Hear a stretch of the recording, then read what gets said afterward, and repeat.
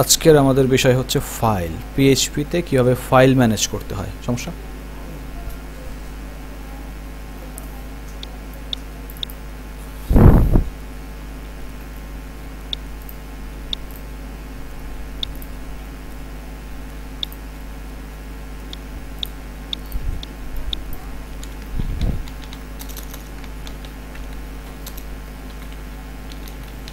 File operation in PHP.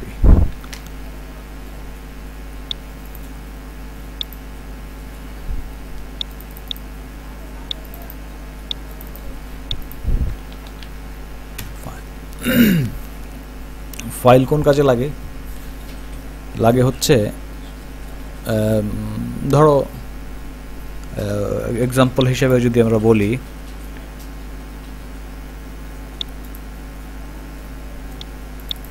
একটা website, প্রত্যেকটা ওয়েবসাইটেরই কিছু বেসিক কনফিগারেশন থাকে। যেমন কি হবে, কি বলো এটাকে, ডাটাবেজের ইউজার নেম পাসওয়ার্ড কি হবে, তারপরে ওয়েবসাইটের অ্যাড্রেস কি হবে।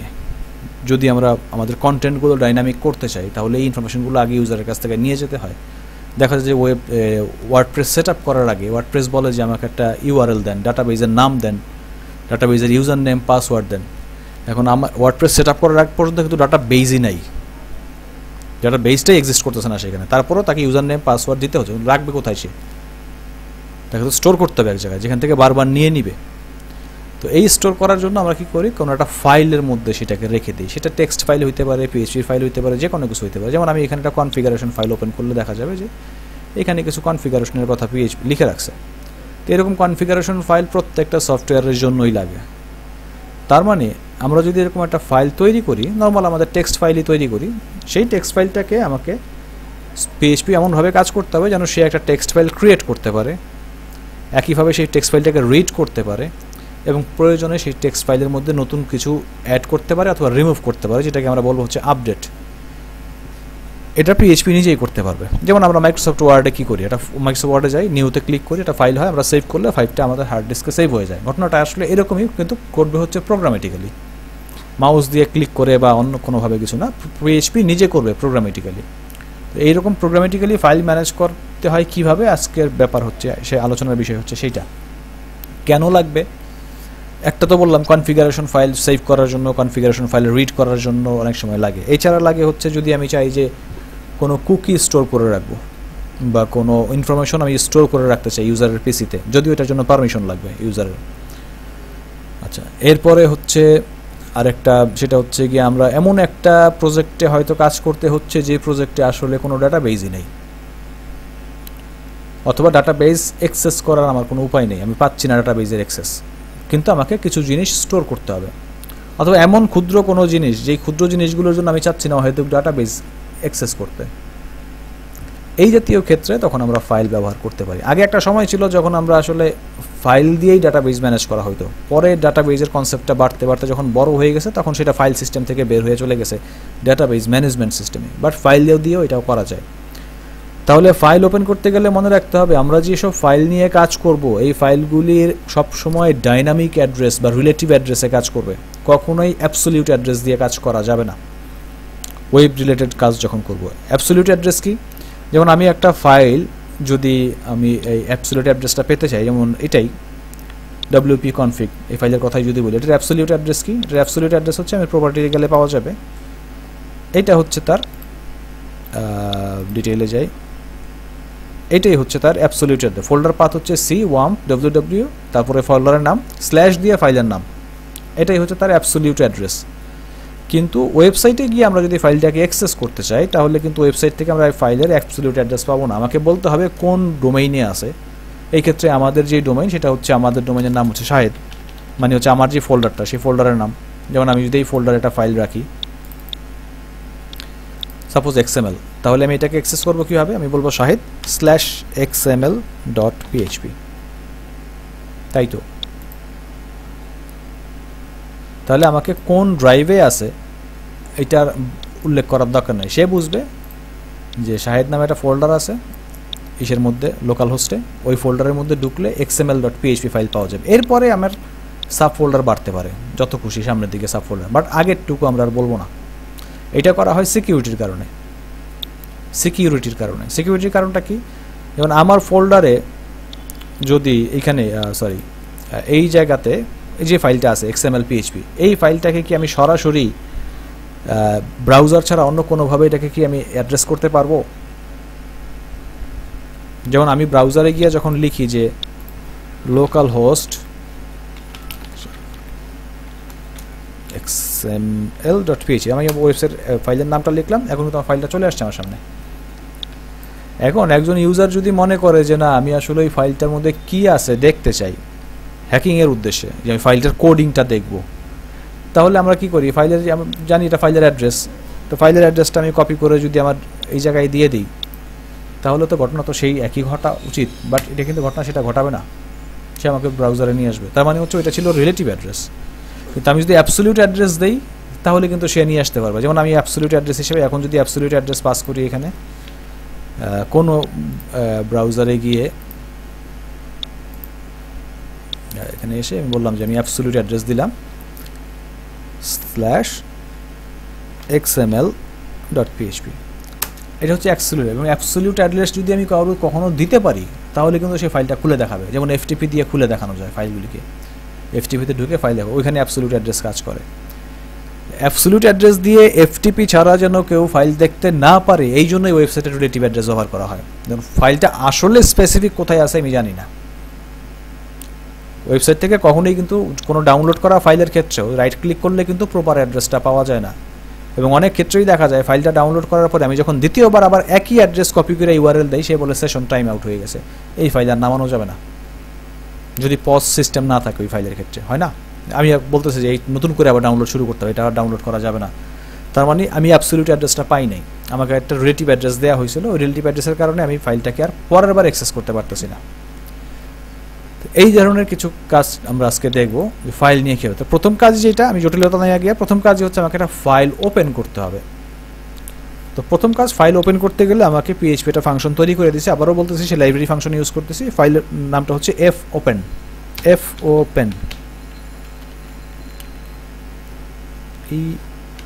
fopen হচ্ছে একটা ফাংশন, যে ফাংশনটা কি করে, রিসিভ করে প্যারামিটার হিসেবে একটা ফাইলের নাম, আমি কি টাইপের ফাইল ওপেন করতে চাই, ফাইলের নামটা কি। মাইক্রোসফট ওয়ার্ডে যেমন ফাইলের নাম দিতে হয়, তো আমি একটা ফাইলের নাম দিলাম,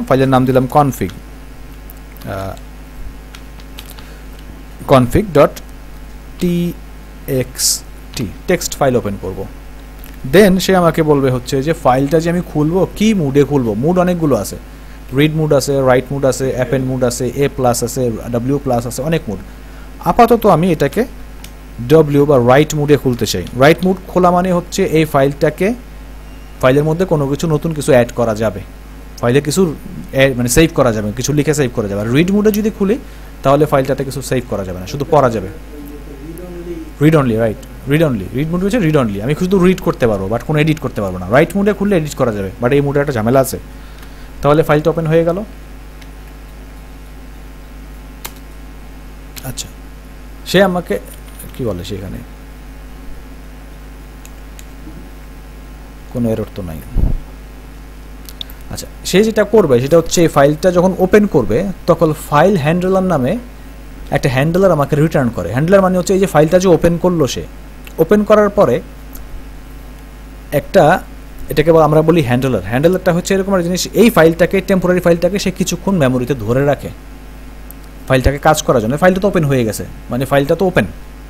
এখন ফাইলটা যে ওপেন হয়ে গেল, মাইক্রোসফট ওয়ার্ডে ওপেন হলে কি হয়, একটা উইন্ডো আসে আমার সামনে, আমি লিখতে পারি। বাট এখন এটা তো আমি করতেছি কিন্তু ভার্চুয়ালি, মানে কাজটা হচ্ছে প্রোগ্রামেটিক্যালি। কাজে ইউজারের সামনে কোনো উইন্ডো ওপেন হবে না। কাজে ইউজার যেই জায়গায় লিখবে সেই জায়গাটা কই, তো সেই জায়গাটা লেখার জন্য এই জিনিসটাকেই, মানে একটা ফাইল ওপেন করলাম, আমাকে কল্পনা করতে হবে ফাইলেরটা ওপেন হয়েছে ভার্চুয়ালি। ফাইলের যে জায়গাটা, সেই জায়গাটা আছে হচ্ছে একটা ভ্যারিয়েবলের মধ্যে। আমি বললাম হচ্ছে f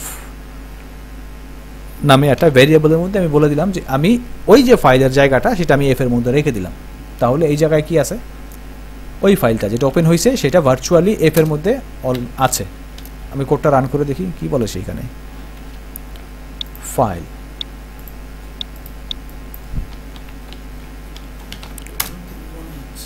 হ্যাঁ, এটা ড্রিমওয়েভারের সমস্যা। সে শুধু শুধু এই এরর ধরে বসে আছে, এখানে তো কোনো এরর আসে নাই, ড্রিম এবার মনে করতেছে কোনো একটা এরর আছে এখানে। যাই হোক, তাহলে ফাইলটা রান করছি, কিছু হয়েছে, একটা ঘটনা ঘটছে, আশা করতেছি ঘটছে আর কি ইনশাআল্লাহ। সেই ঘটনাটা হচ্ছে আমরা যদি www ফোল্ডারে যাই এবং শাহেদ নামে ফোল্ডারে ঢুকি, তাহলে config.txt নামে একটা টেক্সট ফাইল তৈরি হয়ে গেছে। এটা কিন্তু আগে ছিল না, এটা আমার ওই কোডিংটা করলো আমার ওয়েবসাইটে। আমি কিন্তু অ্যাড্রেসও বলি নাই, সে করছে কি আমার ওয়েবসাইটে ঢুকে আমি যেহেতু এখানে কোনো অ্যাড্রেসের কথা বলে দেই নাই যে কোথায় গিয়ে ওপেন করতে হবে, সে রিলেটিভ অ্যাড্রেসটা ধরছে। তার মানে হচ্ছে এই ফোল্ডারে আমি অলরেডি যেখানে আছে, মানে এই ফাইলটা যেই ফোল্ডারে এক্সিস্ট করতেছে সেই ফোল্ডারের মধ্যেই সে একটা config.txt নামে ফাইল খুলে ফেলছে, টেক্সট ফাইল। জি,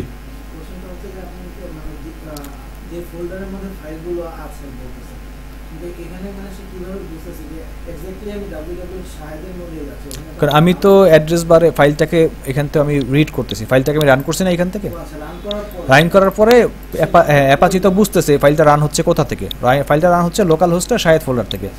আর এই ফাইলটা আছে কোথায়, শাহেদ ফোল্ডারেই আছে, কাজে লোকাল হোস্টে ঢুকছে, শাহেদ ফোল্ডারে ঢুকছে। আর আমি এখানে যেহেতু কোনো ডিরেক্টরির কথা বলে দেই নাই, কোনো ফোল্ডারের কথা বলি নাই, সে কারণে কি এই ফাইলটা মানে সে যেই কোডটা যেই ফাইলে লেখা আছে, এই ফাইলটা যেই ফোল্ডার থেকে রান করছে সেম ফোল্ডারেই সে একটা এই config.txt নামে একটা ফাইল ক্রিয়েট করে ফেলছে।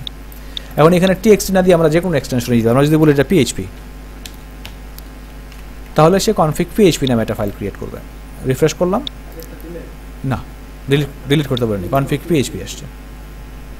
ডিলিট করার কথা তো তাকে বলি নাই। আচ্ছা, এখন যদি আবার ওভাররাইট করবেন। আচ্ছা, এখন আমি এটা বদলে txt করতেছি, তোমাদেরকে একটু পরে লেখার সুযোগটা দিচ্ছি। আমি txt করলাম। এখন তাহলে সে txt ফাইলটা ওপেন করছে, আমি এখান থেকে ঢুকে txt ফাইলের ভিতরে কিছু লিখলাম যে ওয়েলকাম, সেভ করে ফেললাম। তাহলে নোটপ্যাড দিয়ে খুললে আমি অবশ্যই ওয়েলকাম পাবো। এখন আমার সফটওয়্যারটা আমি আবার রান করলাম, দেখি এবার ফাইলের ভিতরে কি আছে, খালি। তার মানে এটা বোঝানোর জন্যই বলছিলাম, যখনই fopen w মানে রিড মোডে কোনো ফাইল খোলে, তখন সে রাইট মোডে যখন কোনো ফাইল খোলে, তখন সে ফাইলের আগে যা কন্টেন্ট ছিল সব মুছে ফেলে, কোনো ধরনের ওয়ার্নিং দেওয়া ছাড়াই। মানে রিপ্লেস, সোজা কথা, আগে যা ছিল সব মুছে গেছে, মুছে গিয়ে নতুন জিনিস আসবে। এটা হচ্ছে রাইট মোডে ফাইল খোলার। তবে রাইট মোডে যদি আমার ফাইল এক্সিস্ট না করে, তাহলে প্রথমবার অবশ্যই রাইট মোডে খুলতে হবে। রাইট মোডে খুলে ফাইলটার মধ্যে আমি ডাটাগুলো অ্যাড করে এরপরে আমি ফাইলটাকে সেভ করব। দ্বিতীয়বার যখন খুলবো, তখন যদি মনে করি যে না ফাইলটা আমি শুধু রিড করতে চাই, তাহলে রিড মোডে খুলতে হবে। আর যদি মনে করছি না ফাইলটার মধ্যে আমি নতুন কিছু যুক্ত করব বাট প্রিভিয়াস ডাটা থাকবে, তখন খুলতে হবে অ্যাপেন্ড মোডে। এই মোডগুলো বুঝতে হবে কোন মোডে খুলছে। রাইট মোডে যদি বারবার খুলি, তাহলে আগে ডাটা সব শেষ। এটা আমি একমাত্র এক্সাম্পলে যেটা দেখলাম।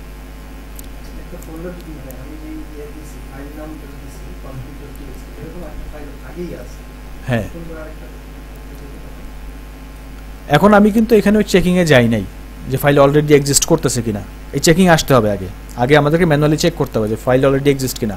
না হলে সে কাউরে কিছু জিজ্ঞেস করবে না, জাস্ট আগের ফাইলটা মুছে নতুন কিছু। এখন ওইটা যদি খুব গুরুত্বপূর্ণ কনফিগারেশন থেকে থাকে, ওইখানে সব মুছে ফেলবে, সে মুছে একদম খালি করে ফেলবে। প্রথম ফাইল খালি, এখন সে কাজ শুরু করলো, ফাইল একটাই, ফাইল ডুপ্লিকেট হবে না।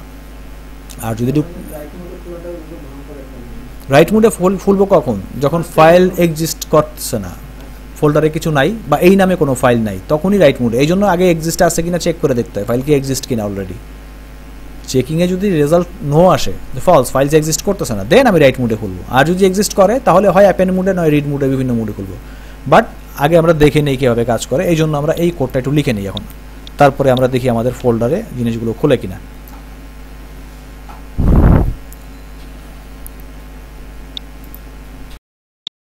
আচ্ছা, তাহলে ফাইলটা তো ক্রিয়েট হয়ে গেছে। ফাইলটা যেহেতু ক্রিয়েট হয়ে গেছে, এখন এই ফাইলের মধ্যে কিছু লিখতে হবে আমাদেরকে। আমরা ফাইলের মধ্যে কিছু রাখবো, কিছু লিখবো, টেক্সট লিখবো। তবে এগুলি পিএইচপি কিন্তু গ্রাফিক্স মানে ফাইল কিন্তু শুধু টেক্সট ফাইল হিসাবেই কাজ করবে এগুলি, সাধারণত টেক্সট ফাইল। এখানে কোনো গ্রাফিক্স অ্যাড করা যাবে না, নর্মাল প্লেন টেক্সট ফাইল। তো এইটার মধ্যে যদি কিছু লিখতে চাই, তাহলে ওই যে উইন্ডোটা আমাদের লাগবে, সেই উইন্ডোটাই আসলে হচ্ছে এই এটাকে বলে হচ্ছে ফাইল হ্যান্ডলার। যে কোনো ভ্যারিয়েবলই হতে পারে, আমি দিয়ে রাখলাম ফাইল হ্যান্ডলার। এখন এই ফাইল হ্যান্ডলারটাকে আমাদের ব্যবহার করতে হবে আমি ওই ফাইলের মধ্যে যদি কিছু রাখতে চাই, এবং ফাইলের মধ্যে কিছু রাখার জন্য অনেকগুলো ফাংশন পিএইচপি অলরেডি তৈরি করে দিছে। তার মধ্যে একটা ফাংশন হচ্ছে এফ পুটস মানে তো ফাইলের মধ্যে কিছু রাখবো। এফ পুটস ফাইলের মধ্যে কিছু রাখবো। কি বলছে সে, কি রাখবো? এফ পুটস না এফ পুটস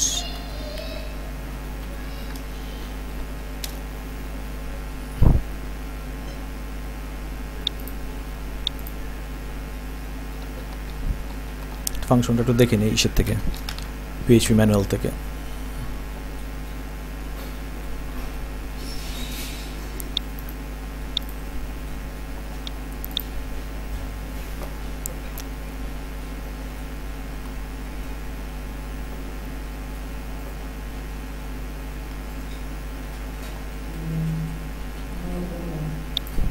ওকে, এফপুটস ফাইলের মধ্যে কোনো কিছু যদি আমি লিখতে চাই সেটা লিখবে। তবে এর চেয়ে ভালো একটা আছে, সেটা হচ্ছে এফ রাইট, ফাইলের মধ্যে আমি কিছু লিখবো। এফপুটসের চেয়ে এটা বেশি ভালো মনে থাকবে। এই দুইটাই হচ্ছে সিমultaneous, একটার পরিবর্তে আরেকটা ব্যবহার করা যায় অল্টারনেটিভলি। সে বলতেছে কি, ফাইল রাইট যে রিসোর্স হ্যান্ডেল করতে হবে, যে রিসোর্সটা লাগবে মানে যে ফাইলটার মধ্যে আমি ডাটাটা রাখতে চাই সেই ফাইলটা কই মনে রাখতে হবে। এফ রাইট ইউজ করার আগে ফাইলকে অবশ্যই হয় অ্যাপেন্ড মোড অথবা রাইট মোডে খুলতে হবে, না হলে কিন্তু ফাইলের মধ্যে ডাটা মানে ফাইলই খুলি না, আমি রাখবো কোথায়? কাজে ফাইলটা খুলছি এবং ফাইল খোলা আছে, ফাইলটা হচ্ছে এফ এর মধ্যে আছে, তাহলে ফাইলটা বললাম। এখন বলতে হবে যে আমি এর মধ্যে কি রাখতে চাই, তো আমি এখন বলে দিলাম ওয়েলকাম। ফাইন, আমাদের কাজ শেষ, ফাইল রাখা শেষ। বেটার প্র্যাকটিস হচ্ছে ফাইলের কাজ শেষ হয়ে যাওয়ার পরে ফাইলকে ক্লোজ করে দেয়া, তাহলে এফ ক্লোজ। সে বলছে ফাইল হ্যান্ডলারটা কোনটা, এফ। তাহলে আমরা একটা ফাইল খুললাম, ফাইলের মধ্যে ওয়েলকাম রাখলাম এবং ফাইলটাকে ক্লোজ করে দিলাম। দেখি আমাদের রান করলে কি হয়। রান করলাম, স্ক্রিনে কোনো আউটপুট নাই, বাট আমাদের ফাইলের মধ্যে আশা করি ওয়েলকাম লেখাটা আসবে। বুঝা গেছে ব্যাপারটা? হ্যাঁ, পরের বার যদি আমি অন্য কিছু লিখি এখানে যে welcome to our site, welcome to our site, run করলে ফোল্ডারের মধ্যে এই ফাইলের মধ্যে ওয়েলকাম টু আওয়ার সাইট লেখাটা যুক্ত হয়ে যাবে। তাই তো করছে, ফাইলটা নতুন করে খুলছে, আগে শুধু ওয়েলকাম লেখা ছিল, এখন welcome to my our site লেখা আসছে, সেটা তো পুরোটা মুছে ফেলছে, মুছে আবার নতুন করে তৈরি করছে। শুধু ওয়েলকাম টু মাই সাইট কেন? ধরো আমি এই কথাটাই এখানে অনেকবার লেখা আছে, অনেকবার প্রিন্ট করছি, আমি পেস্ট করছি এখানে, এখন সেভ করে রাখলাম। তাহলে সাধারণত ওপেন করলে কী হবে, সবগুলোই আসবে, বাট যখনই আমি আমার সফটওয়্যারটা রান করব, ফাইলটা রান করবে, তখন এটা মুছে দিয়ে একটা রিপ্লেস হয়ে গেছে আগেরটা। আচ্ছা, কোথায় কাজে লাগতে পারে? একটু আগে যদিও ব্যাখ্যা করছি অনেকবার, এই যে সব জায়গায় কাজে লাগতে পারে, কিন্তু আরেকটা জায়গায় কাজে লাগাইতে পারে, সেটা হচ্ছে ভিজিটর কাউন্টার হিসেবে। ভিজিটর কাউন্টারের ঝামেলা আমি ডাটা বেজে নিতে চাচ্ছি না, কাজে কম্পিউটারের ভিতরে সার্ভারের মধ্যে ছোটো একটা ফাইল ক্রিয়েট হবে, কয়টা ভিজিটর কাউন্ট হচ্ছে এর মধ্যে অ্যাড হতে থাকবে, পারবো না? তাহলে আমাকে কী করতে হবে? প্রথমে ভিজিটর কাউন্ট হিসাবে আমি এখানে বলে দিলাম যে তুমি শুরু করবা 0 দিয়ে বা 100 দিয়ে, 1000 দিয়ে, তো আমি 1000 লিখলাম। দেন এখন কী হবে, ফাইলের মধ্যে ডাটা আসবে 1000। এখন যদি দ্বিতীয় ভিজিটর ঢোকে তাহলে কি হবে, মানে ফাইলটা আগের ডাটাটাকে রিড করবে। 1001 তো আসবে, সেটা তো আমরা বুঝছি, কিন্তু কম্পিউটার কীভাবে কাজ করবে এই প্রসেসটা বুঝতে হবে। কম্পিউটার এই ফাইলটাকে ওপেন করবে, দেন প্রিভিয়াস যে ডাটাটা ছিল সেটা রিড করবে, তারপর কি করবে, প্রিভিয়াস ডাটার সাথে এক যোগ করবে, তারপরে এই ফাইলের মধ্যে ডাটাটাকে সেভ করবে, দেন ফাইলটাকে ক্লোজ করবে। এই প্রসেসগুলি বুঝতে হবে, মানে কোনটার পরে কোনটা হবে। মানে আমি চাচ্ছি যে প্রিভিয়াস ডাটা তো এখন 1000 রয়ে গেছে, বাট আমি ডাটাটাকে এখন প্রত্যেকবার পেজে ঢুকলে যেন এক এক করে বাড়ে। তাহলে স্টেপগুলো কি কি? স্টেপ হচ্ছে প্রথমে ফাইলটা ওপেন করতে হবে। আচ্ছা, ফাইলটাকে রাইট মোডে ওপেন করলে কিন্তু সর্বনাশ, মুছে ফেলবে, মানে প্রিভিয়াস কোনো ডাটাই থাকবে না। কাজেই ওপেন করতে হবে অন্য কোনো একটা মুডে, সেই মুডের ব্যাপারে পরে আসতেছে। মানে ফাইলটা আমি ওপেন করলাম, ওপেন করার পরে ফাইলের ভিতরে কী লেখা আছে এটা পড়তে হবে আমাকে, পড়লাম, পড়ার পরে আমি যে ডাটাটা পেলাম সেটার সাথে এক যোগ করে দিলাম, তারপরে ফাইলটাকে সেভ করলাম, মানে যে এফ রাইট, নতুন ডাটাটা সেভ হইলো ফাইলে, দেন কি হবে, দেন আমরা ফাইলটাকে ক্লোজ করে দেব। এই হচ্ছে একটা পর একটা স্টেপ। তাহলে যেহেতু আমরা অলরেডি ফাইলটাকে ডব্লিউ মোডে খুলে ফেলছি, তারও আগে দেখে নেই ফাইলটা কি আসলেই খোলা আছে, মানে ফাইলটা কি অলরেডি এক্সিস্ট নাকি এক্সিস্ট না। কাজে আমরা যেটা করতে পারি, আমরা ফাইলের নামটা বারবার ব্যবহার না করে আমরা একটা ভেরিয়েবলের মধ্যে নিতে পারি, যে ফাইল নেম। এই ভেরিয়েবলের নাম ইচ্ছা মতো দিতে পারি, ফাইল নেম দিলাম, যে আমি যে ফাইলটা খুলবো সেই ফাইলটার নাম হবে এইটা। এখন আমি দ্বিতীয়বার কি কাজ করবো, আমি তাকে বলবো তুমি চেক করো তো ফাইলটা কি অলরেডি এক্সিস্ট কিনা। তাহলে একটা ফাংশন আছে পিএইচপির লাইব্রেরি ফাংশন, সেটা হচ্ছে ফাইল এক্সিস্টস। ফাইল কি অলরেডি এক্সিস্ট করতেছে কিনা আমাকে বলতে হবে যে ফাইলের নামটা কি। তো ফাইলের নেম হচ্ছে ফাইল নেম। এখানে আসলে পাথ সহ উল্লেখ করতে হয় যে ফাইলটা আছে কোথায়। যেহেতু আমার ফাইলটা এই রুটেই আছে, কাজে আমি আর কোনো ফোল্ডারের নাম এখানে অ্যাড করলাম না। এটাকে আমি ইফ দিয়ে দেখতে পারি, যদি ফাইল এক্সিস্ট করে তাহলে আমি বলবো যে তুমি ফাইলটাকে ওপেন করবা, মানে এফ ওপেনটা হবে হচ্ছে W plus read write plus মোডে ওপেন হবে, মানে রাইট আগে ডাটা থাকবে, নতুন ডাটা যুক্ত হবে। আচ্ছা, আর যদি দেখো যে না এক্সিস্ট করতেছে না, এলস, তাহলে এই ফাইলটাকে ডব্লিউ মোডে ওপেন করতে বলতেছি তাকে, রিড মোডে ওপেন হবে। তাহলে ফাইল যদি এক্সিস্ট করে তাহলে প্রিভিয়াস ডাটা রাখবে এবং রাইট মোডেই ওপেন হবে, বাট রাইট প্লাস মোডে ওপেন হচ্ছে, যে প্রিভিয়াস ডাটা থাকবে এবং নতুন ডাটা অ্যাড করা যাবে। আচ্ছা, আর যদি ফাইলটাই না থাকে তাহলে আমরা কি করব, এফ ওপেনে তো ফাইলের নাম দিতে হবে, ফাইলের নাম দিতে। যদি প্রিভিয়াস ডাটা না থাকে দেন আমরা যেটা করব, আমরা বলে দিব যে তুমি নতুন করে একটা ফাইল ওপেন করো। তাহলে আমরা ধরে নিলাম আমাদের এই ফাইলটা নাই, কনফিগ ফাইলটা আমি মুছে ফেলতেছি সিস্টেম থেকে।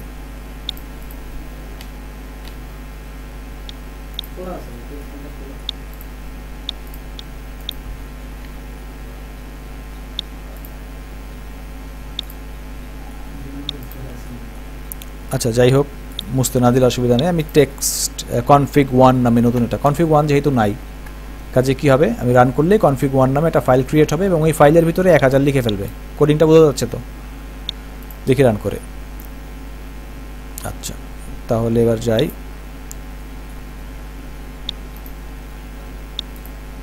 config 1 ওইটা মুছে ফেলছে কিন্তু দেখাচ্ছিল না, 1000 লিখে ফেলছে।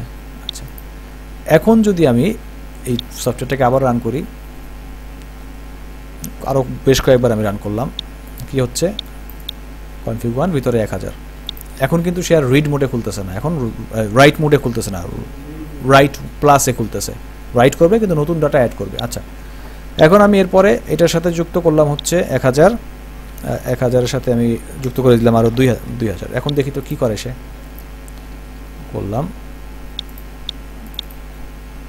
2000, আগেরটাকে রিপ্লেস করে ফেলছে। আচ্ছা, আগেরটাকে যেন রিপ্লেস না করে, তাহলে ফাইল তো অলরেডি এক্সিস্ট, ডব্লিউ প্লাসই তো খোলা আছে। তাহলে এটাকে খুলবো অ্যাপেন্ড মোডে, এ দিয়ে খুলি, অ্যাপেন্ড যদি এক্সিস্ট করে এ দিয়ে খুলবে।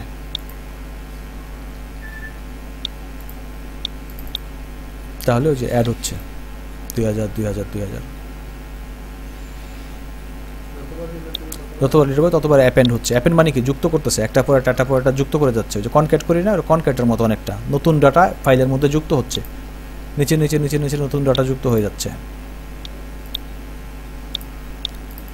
নতুন ডাটা ফাইলে যুক্ত হচ্ছে, অ্যাপেন্ড মোডে খোলা। তাহলে আমরা কি করলাম, প্রথম কাজটা, যে যদি ফাইলটা এক্সিস্ট করে তাহলে অ্যাপেন্ড মোডে খুলবো, আর যদি এক্সিস্ট না করে তাহলে ডব্লিউ মোডে খুলবো। তাহলে ফাইলটাকে আবার মুছে দেই এখান থেকে, আবার রিফ্রেশ করলে এখন ডাটা কত আসবে ভিতরে, 2000ই তো আসার কথা, 2000 আসছে। আবার রিফ্রেশ করলে আরেকটা 2000 যুক্ত হবে। তাহলে ফাইলটাকে খুললাম অ্যাপেন্ড মোডে। অ্যাপেন্ড মোডে খোলার পরে আমাদের কাজ কি, অ্যাপেন্ড মোডে খোলার পরে আমাদের কাজ হচ্ছে যে আমরা ফাইলের ডাটাটা রিড করব, যে আসলে এখানে কত প্রিভিয়াস ভ্যালু দেয়া আছে, প্রিভিয়াস ভ্যালু কত আছে এটা আমার রিড করা দরকার। তো রিড করার জন্য আমাকে আছে হচ্ছে এফ রাইট, যেমন আছে রাইট করার জন্য, এফ রিড আছে রিড করার জন্য। এফ রিড একই মতোই বলতেছে যে আমাকে ফাইলটা যে আমি রিড করব, হ্যান্ডলার কোনটা, কোন ফাইলটা রিড করবো সেটা কথা। তো আমার ফাইল হ্যান্ডলার হচ্ছে এফ। এরপরে বলতেছে লেন্থ, যে ওই ফাইলের কতগুলো ক্যারেক্টার সে রিড করবে, বলে দিতে হবে কয়টা ক্যারেক্টার সে রিড করবে। তো আমরা যেহেতু জানি ফাইলের মধ্যে আমরা রাখতেছি 2000 পর্যন্ত, বা আমি কয়টা রাখবো আমার জানা আছে, কাজে আমি 1 2 3 4, আমি আর একটু বেশিই নেই, 4-এর জায়গায় ধরো আমি দিলাম হচ্ছে 10। তুমি প্রথম 10টা ক্যারেক্টার রিড করো, দেখো কত আছে।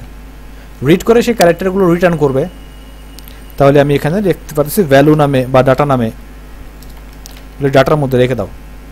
তাহলে রিটার্ন করলো, রিড করে ডাটাতে রেখে দিল। এইবার আমি ইকোতে আসি, ইকো ডাটা। তাহলে আমার ফাইলের থেকে ডাটা রিড করে সেইখানে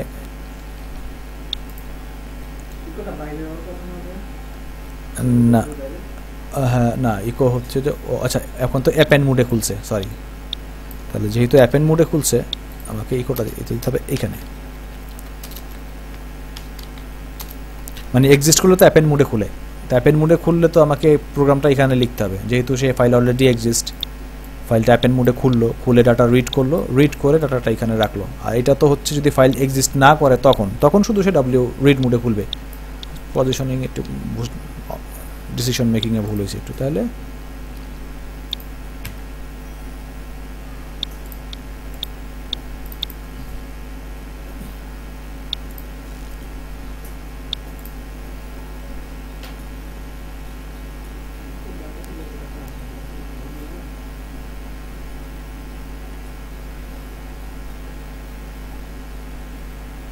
এফ রিড F10 ঠিকই তো আছে, তাহলে সেরকম করে কেন? ভুল হয়েছিল আসলে অন্য জায়গায়, আমরা অনেকদিন ধরে ইউজ করি না তো একটু কনফিউজড হয়ে গেছিল ব্যাপারটাতে। সেটা হচ্ছে আমরা খুলছিলাম হচ্ছে অ্যাপেন্ড মোডে। অ্যাপেন্ড মোডে খুললে ফাইল সে রিড করতে পারে না, সে রেডি হয় ফাইলের পরে কিছু অ্যাড করার জন্য। তার মানে হচ্ছে অ্যাপেন্ড মোডে আসলে আমি খুলতেছি ফাইলটাকে এই কাজের জন্য যে ফাইলের পরে আমি নতুন ডাটা যুক্ত করব, কিন্তু ফাইলটা সে রিড করে নাই। কিন্তু আমার তো ফাইল রিড করা দরকার, যে আগে কি ডাটা আছে রিড করব, যে কারণে ডাটা আসতেছিল না। এখন আমি এইটা মানে মুডটা চেঞ্জ করে অ্যাপেন্ডের জায়গায় আর করে দিলাম, মানে ফাইলটা খুলবো রিড মুডে। যদি ফাইলটা এক্সিস্ট করে রিড মুডে খুলতে বলতেছি, রিড মুডে খুলে সে কী করবে, এফ রিড করবে। এফ রিড মানে হচ্ছে আমি বলতেছি তুমি ডাটাটা রিড করো প্রথম 10টা ক্যারেক্টার ফাইলের থেকে, প্রথম 10টা ক্যারেক্টার। এটার মধ্যে এখন যেহেতু কয়েকবার রিফ্রেশ করা হয়েছে ক্যারেক্টার অনেক বেশি হয়ে গেছে, তো বললাম প্রথম 10টা তুমি রিড করো। তাহলে সে এখান থেকে প্রথম 10টা রিড করবে, রিড করে ডাটার মধ্যে রেখে দিবে। আমি বললাম ডাটাটা কি ইকো করো। বোঝা গেছে ব্যাপারটা?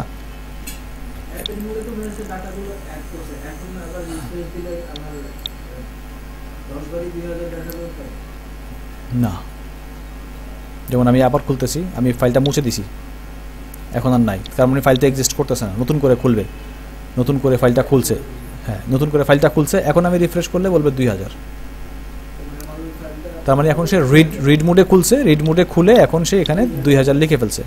বাট এখন আমি যতবারই রিফ্রেশ করি,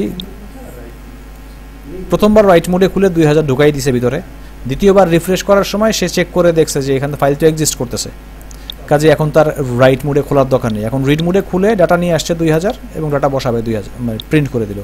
বাট এখন আমি যতবারই প্রিন্ট দিই না, রিফ্রেশ করি না কেন, এখন কিন্তু বারবার 2000 আসবে, কারণ সে বারবারই রিড মোডে খুলতেছে, খুলে ফাইলটা রিড করে ডাটা দিয়ে দিচ্ছে। তাহলে আমি ডাটাটা পেয়ে গেলাম এখানে, কিন্তু তাহলে আমাকে ফাইলটা রিড মোডে খোলা হয়ে গেল এবং ফাইলটা থেকে আমি ডাটাটা নিয়ে নিলাম। ডাটাটা আছে কোথায়? আমার ডেটা নামে একটা ভ্যারিয়েবলের মধ্যে। ফাইন, আমি প্রিন্ট করে দিলাম, এরপরে আমার কাজ শেষ, রিডের কাজ শেষ, কিন্তু আমি ফাইলটাকে ক্লোজ করে দিই, এফ ক্লোজ ফাইল হ্যান্ডলার, যে ফাইলটাকে ক্লোজ করে দাও। এই ফাইল ক্লোজ এবং ওপেন করার উদ্দেশ্য হচ্ছে একসাথে যদি একাধিক ফাইল নিয়ে কাজ করি তাহলে কোনো একটা ফাইল বন্ধ করতে হবে বা কোনোটা খুলতে হবে, মাল্টিটাস্কিংয়ে যেটা হয়। আমাদের ওয়েব সাধারণত কী হয়, উইন্ডোজ বেজের নিচে তো টাস্কিংয়ের জন্য জায়গা থাকে, ক্লিক করলাম ফাইল ওপেন হইলো। বাট এখানে তো সেই রকম অপশন নাই, যেহেতু প্রোগ্রামেটিক্যালি কাজটা করতে হচ্ছে, কাজে আমাকে এটাকে ফাইলটাকে লোকেট করার জন্য এই ভ্যারিয়েবলটা ব্যবহার করতে হয়, যেটা ফাইল হ্যান্ডলার। এবং নিয়ম হচ্ছে ফাইলের কাজ শেষ হয়ে যাওয়ার সাথে সাথে হ্যান্ডলারটাকে ক্লোজ করে দেওয়া, যেন ভুলক্রমে ওটার মধ্যে অন্য কিছু না হয়ে যায়। কাজ শেষ, ফাইল ক্লোজ, তাহলে ফাইল ক্লোজ করে দিলাম। তাহলে ফাইলের থেকে ডাটা আমি রিড করলাম, আমার কাজ কিন্তু শেষ। এখন আমার কাজ কি? এখন কাজ হচ্ছে এই যে ডাটাটা আছে এই ডাটার সাথে নতুন এক যোগ করে এইটাকে আবার ফাইলের মধ্যে রাইট করে দেয়া। তার মানে হচ্ছে আমাকে প্রথমে ডাটাটা বাড়াইতে হবে। তো ডাটাটা আমি বাড়াই নিই প্রথমে, এবার হচ্ছে রাইটিংয়ের কাজটা করতেছি। রাইট, প্রথম কাজ ডাটাটা বাড়াই নিব। তো ডাটা প্লাস প্লাস দিলেই কিন্তু ডাটাটা বেড়ে গেল, ডাটার সাথে এক যুক্ত হয়ে গেল। দেন এখন ডাটাটাকে আমাকে সেভ করতে হবে, তাহলে এফ ওপেন, আবার একটা ফাইলটাকে খুলতে হবে। আমার ফাইল নেমটা বলে দিই যে এই ফাইলটাকে তুমি আবার খোলো, কিন্তু এইবার খুলবা রাইট মোডে, কারণ এইভাবে আমাকে ডাটা রাইট করতে হবে তার ভিতরে। আর হ্যান্ডেলার হিসাবে আমি বলে দিলাম তুমি আবার এফটাকেই ব্যবহার করো, যেহেতু আমি ফাইল ক্লোজ করে ফেলছি কাজে আমি এফ এখন ব্যবহার করতেই পারি, এফটা এখন ফ্রি। বোঝা গেছে কেন আমি ডাব্লিউ মোডে খুললাম? কারণ এখন আমার ফাইলে কিছু লিখতে হবে। আগের ডাটা নিয়ে নিছি, ওই ডাটার সাথে এক যোগ করে ফেলছি, এখন আমি ফাইলটাকে আবার ক্লোজ করে দিছি রিড করে। এখন ফাইলটাকে খুললাম রাইট মোডে। অসুবিধা কি, আমার তো ডাটার মধ্যে আসেই, রেখে দিছি ডাটার মধ্যে, তো আমার ডাটাটা আসেই। আচ্ছা, এখন আমি কি করব, এফ রাইট, এবং এফ রাইট দিয়ে আমি বলবো কি যে তুমি এই ফাইল হ্যান্ডেলারের মধ্যে, সরি ডাটা না তো, এফ হ্যান্ডেলারের মধ্যে তুমি ডেটাটাকে যুক্ত করে দাও, তাহলে 2001 যুক্ত হয়ে যাওয়ার কথা। যেটা প্লাস প্লাস করে 2000 বা যাই ছিল তার সাথে এক যুক্ত হয়ে গেল। এরপরে বললাম ফাইলটাকে ক্লোজ করে দাও আবার, এফ ক্লোজ ফাইল। এখন প্রত্যেকবারই দেখা যাবে বাড়বে। F right 4 is not valid stream source 28, দেখি কি বলে। 28, আচ্ছা এখানে তাহলে তার ক্লোজ করার দরকার নেই আমার।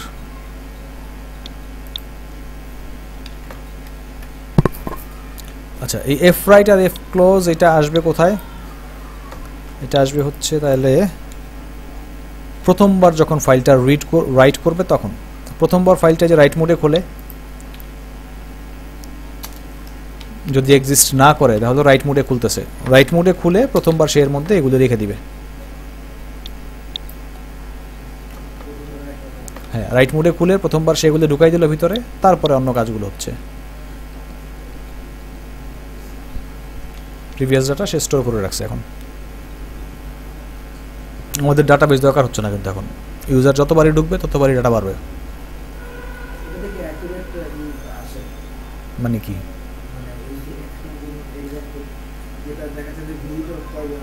এইটা তো আসলে ভিজিটর কাউন্ট করে কীভাবে? ওয়েবসাইটে ঢুকলে পেজটা লোড হয়, এক বাড়ায় দেয়। এখন ওয়েবসাইটে যতবার ঢুকবো ততবার লোড হবে। কোডিংটা কি বোঝা গেছে? মাঝখানে পুরো ফাইল, যে একটা ফাইলের মধ্যে কি পরিমাণ ক্যারেক্টার আছে আমি তো জানি না, কাজে আমি যদি পুরো ফাইলটা রিড করতে চাই তাহলে অবশ্যই এখানে বলে দিতে হবে যে ফাইলের লেন্থ কত। এবং এইটার জন্য গুগলের একটা পিএইচপির একটা আছে, সেটা হচ্ছে file size, file name, function. File size, file name. File name মানে হচ্ছে আমাদের যে ফাইলের নামটা ছিল সেটা। দেখি কি বলে। অবশ্য আমাদের ক্ষেত্রে তো সে একই কথাই বলবে, কারণ আমাদের তো বেশি কিছু নাই এখানে। আমরা একটু বাড়াই দিই, এখানে বিশাল ক্যারেক্টার হয়ে গেছে। আচ্ছা, ব্যাপারটা কি, সে হচ্ছে ফাইলের সাইজটা রিটার্ন করে। এইটা দিয়ে কিন্তু সব সময় কাজ হবে না, প্লেন টেক্সটের ক্ষেত্রে কাজ হতে পারে, কিন্তু প্লেন টেক্সট ফাইল ছাড়া যদি কোনো ফরম্যাটেড টেক্সট ফাইল আসে তাহলে কিন্তু এটা দিয়ে কাজ হবে না। এই ফাইল সাইজ ফাংশনটা রিটার্ন করে ফাইলের সাইজ কত, মেমোরিতে কতখানি জায়গা নিছে, কয়টা ক্যারেক্টার আছে সেটা কিন্তু রিটার্ন করতেছে না, মেমোরিতে কতখানি জায়গা নিছে সে সেটা রিটার্ন করে। মানে কোনো একটা ফাইল আমি জানতে চাই মেমোরিতে কত জায়গা নিছে, আমরা তো এখানে ফাইল সাইজ দিয়ে জানতে পারি, কিন্তু সে আমাকে এই সার্ভিসটা দিচ্ছে কেন? এখন সার্ভিসটা দিচ্ছে তার কারণটা বোঝার জন্য আমরা এখানে যাই, রাইট ক্লিক করে প্রপার্টিজে যাই, দেখো তো এটা সাইজ কত, বলতেছে 13 বাইট। 13 বাইট মানে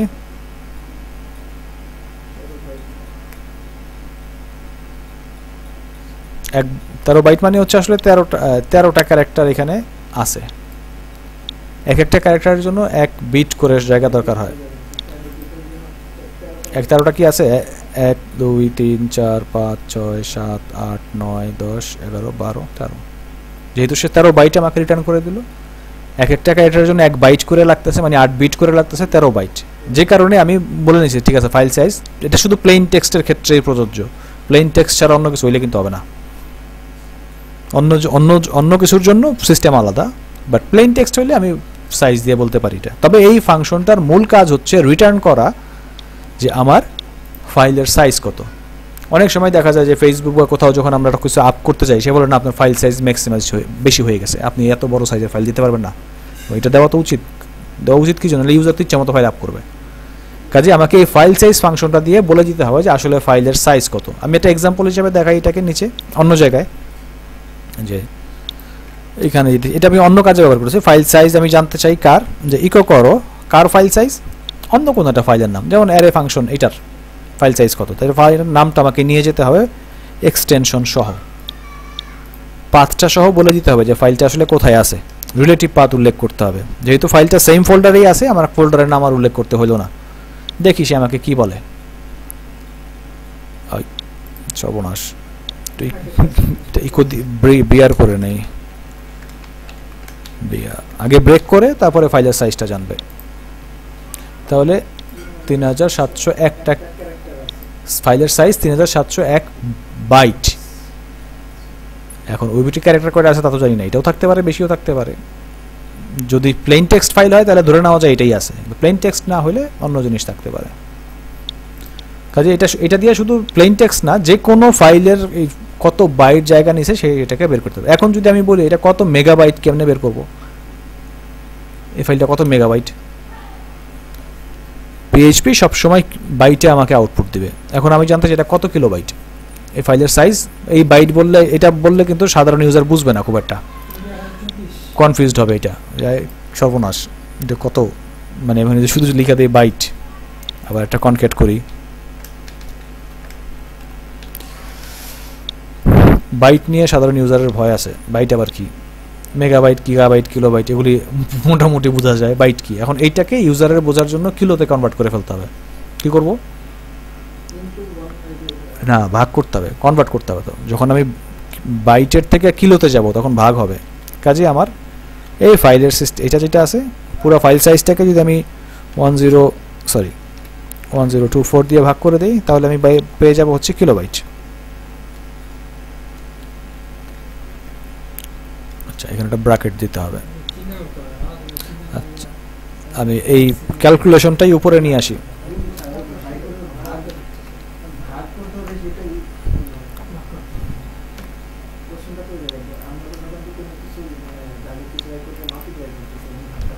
আচ্ছা, আমি ফাইলের সাইজটা আগে বের করে নিলাম, তাহলে আমি এখানে বাইটের পরিবর্তে কিলোবাইট পেয়ে গেলাম। 1024 যেহেতু ভাগ করলাম, তাহলে আমি প্রথমে পাইছিলাম বাইটটাকে ভাগ করলাম, তাহলে 3 পয়েন্ট এত কিলোবাইট চলে আসছে।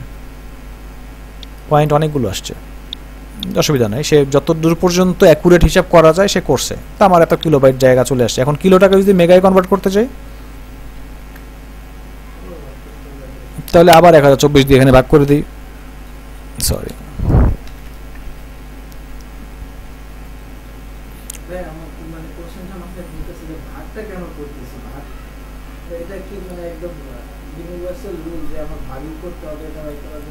না, এটা তো অনেক বড় জিনিসকে আমি ছোট করে ফেলতে চাচ্ছি, ভাগ করবো না। যেমন ধরো তোমার কাছে আছে হচ্ছে গিয়া 2000 গ্রাম কোনো প্রোডাক্ট জিনিস, 2000 গ্রাম চাউল আছে। 2000 গ্রামে কয় কেজি হয়? 2000 গ্রাম কেজি আমি কেজিতে কনভার্ট করতে চাই, আমি গ্রামে আছে, আমি যে কেজিতে কনভার্ট করতে চাই, অবশ্যই আমি 1000 দিয়ে ভাগ করবো, কারণ আমি ছোট থেকে বড়তে নিতে চাচ্ছি। ছোট অ্যামাউন্টটা যেটা লার্জ অবস্থায় আছে সেটাকে বড় অ্যামাউন্টে নিতে চাচ্ছি, ভাগ করব। গ্রামের থেকে কেজিতে আসার উপায় ভাগ করা। কেজি থেকে যদি আমি টনে যেতে চাই, আবার 1000 দিয়ে ভাগ করতে হবে। ঘটনাটা এরকম আর কি। আমি যখন বাইট থেকে কিলোবাইটে যাব 1024 দিয়ে ভাগ করব, আবার কিলোবাইট থেকে যখন মেগাবাইটে যাব আবার 1024 দিয়ে ভাগ করব, মেগা থেকে গিগাতে গেলে আবার 1024 দিয়ে ভাগ করব।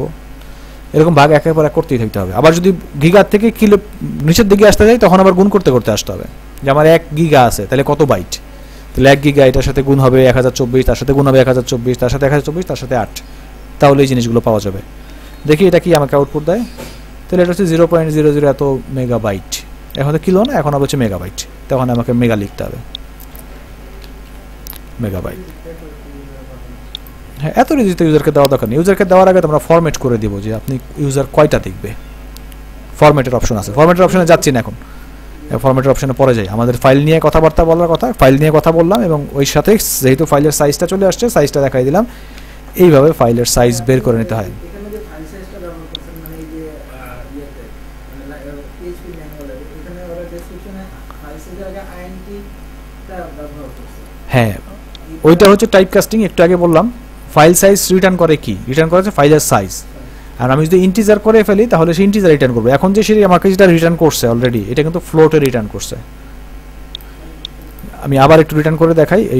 এই ছাড়া কিলোবাইটের ঝামেলা ছাড়া আমি কোনো হিসাবেই গেলাম না, বাইটেই সে আউটপুট দেখ আমাকে, ঠিক আছে, বাইট। তাহলে সে আমাকে আউটপুট কি দিবে, এত বাইট। এখন এরকম হইতে পারে যে বাইটের মধ্যে হয়তো কিছু ফ্র্যাকশন চলে আসছে।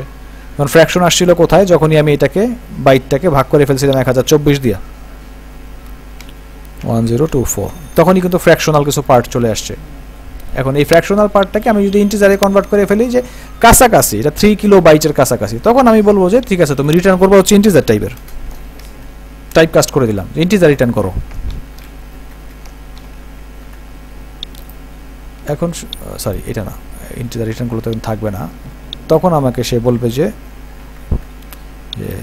তুমি রিটার্ন করবা ইন্টিজার 3 বাইট।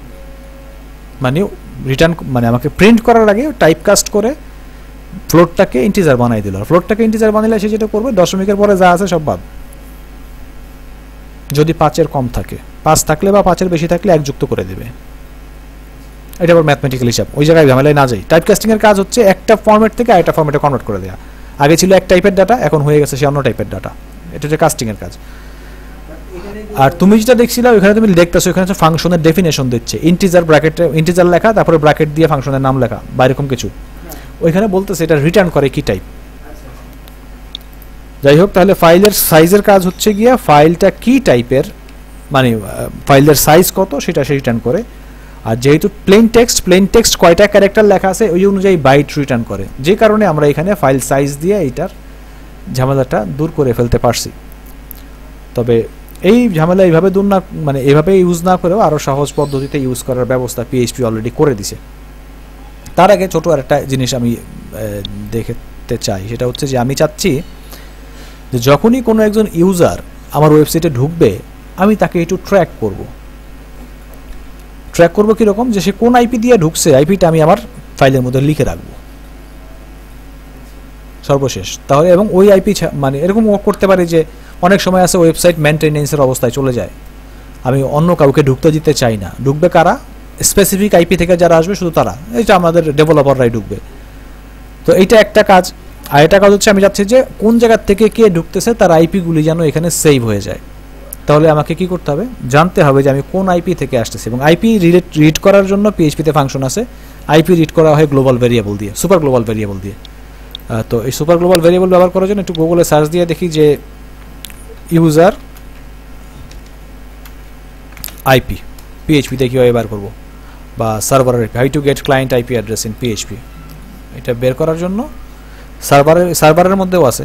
আমি ওইখানে একটু পরে যাচ্ছি, স্ট্যাক ওভারফ্লোর এটা দেখাচ্ছি। এখান থেকে তার কি করে, একটা সুপার গ্লোবাল ভেরিয়েবল হচ্ছে গিয়ে সার্ভার এইচটিটিপি ক্লায়েন্ট আইপি, এটা দিই রিমোট এডিডিআর, রিমোট অ্যাড্রেস। আমি জাস্ট ইকো করে দেখাচ্ছি এটা কি করে।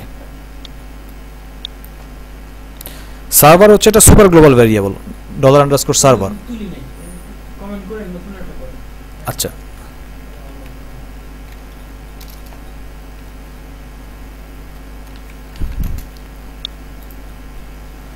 এটা হচ্ছে একটা সুপার গ্লোবাল ভেরিয়েবল সার্ভার। সে রিমোট এডিডিআর, এটা হচ্ছে তার ফিক্সড স্ট্রিং, এখানে অনেক কিছু দেওয়া যাবে না, এগুলি ফিক্সড, এগুলি যে বড় হাতের অক্ষরে লেখা না, এগুলি হচ্ছে কি আমাদের কনস্ট্যান্ট ফ্ল্যাগ বলে এগুলিকে প্রোগ্রামের ভাষায়। এই ফ্ল্যাগগুলি যেভাবে লেখা আছে এভাবেই লিখতে হবে, অন্য কোনোভাবে লিখলে কাজ হবে না। সুপার গ্লোবাল সার্ভারের জন্য এটা কি, এটা দেখতে কিসের মতো লাগতেছে, পরিচিত কোনো কিছুর সাথে মিলানো যাচ্ছে কি এটাকে?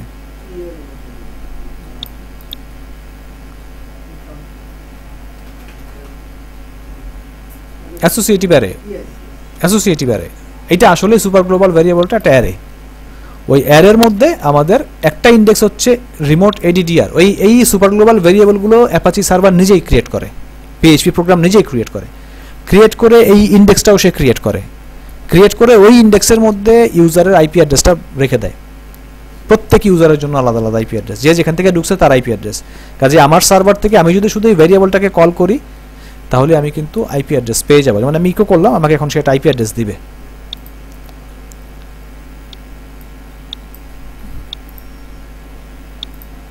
রিমোট এডিডিআর আরেকটা প্যারামিটার আছে তার সাথে,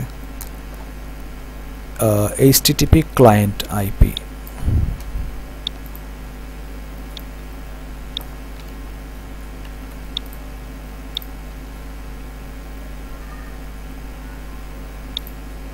ম্যানুয়াল কি বলে,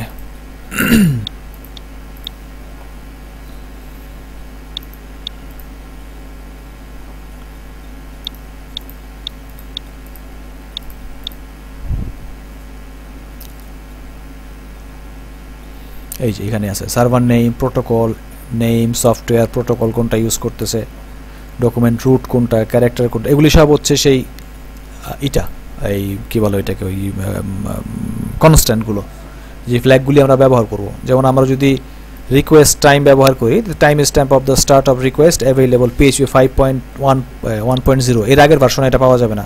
টাইম ফ্লোট, কোয়েরি স্ট্রিং, সর্বশেষ যে কোয়েরিটা চালালো সেই কোয়েরি নাম, ডকুমেন্ট রুটের অ্যাড্রেস কি, ক্লায়েন্ট ক্যারেক্টারিস্টিক্স কোনটা, ক্যারেক্টার সেট ইউজ করতেছে কোনটা, connection, HTTP host header from the request, HTTP reference, HTTP agent, HTTP ADDR host.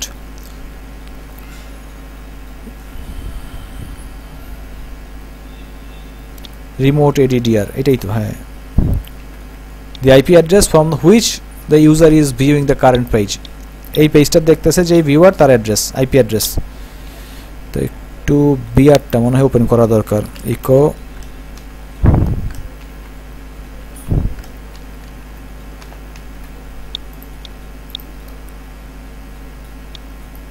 One, এই ওয়ানটা হচ্ছে আসলে ইসের আইপি অ্যাড্রেস। লোকাল হোস্টে যখন আমরা যে অ্যাপাচি সার্ভার দিয়ে কাজ করি, অ্যাপাচি সার্ভার লোকাল হোস্টে যে আইপিটা ব্যবহার করে সেটা হচ্ছে 192.168.192.0.0.0.0.1, এই আইপিটা, সেই ওই আইপিটা দেখাচ্ছে। এটার ভালো এক্সাম্পল দেখার জন্য এই পেজটাকে কোথাও হোস্ট করতে হবে। আমি জাস্ট একটা স্যাম্পল হিসেবে দেখাচ্ছি। নিউ একটা নতুন পেজ বানাচ্ছি, এটাকে সেভ করে দিচ্ছি আইপি নামে, অন্য নামে সেভ করলেও হবে। সেভ করতেছি এবং এখানে পিএইচপির এই কোডটা লিখে দিচ্ছি। এইটাকে আমি কোনো একটা সার্ভারে তুলে দিব। সার্ভারে তুললে এক্সাম্পলটা ভালো দেখা যাবে। আমি এটা সার্ভারে তুলে দিই। সার্ভারে তোলার জন্য আমার এই যে কোর এফটিপি আছে,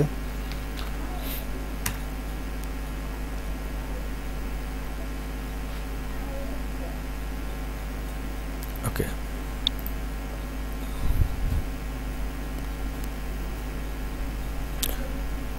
আমি এখান থেকে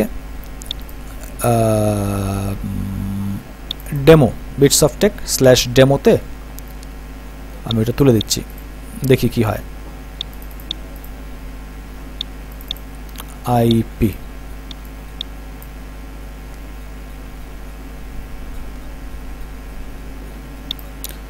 এখন আমি অনলাইনে গিয়ে দেখি এটা আইপি আমাকে কত দেখায়।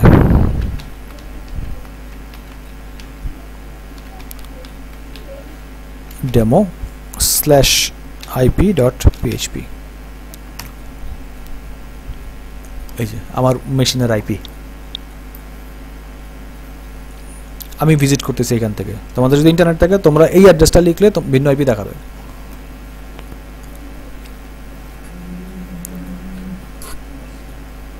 ওয়াইফাই আছে, bitsoftex.com/demo/ip.php, ওই ফাইলটা আর কি, যে ফাইলটা আমি একটু আগে তৈরি করে দিলাম।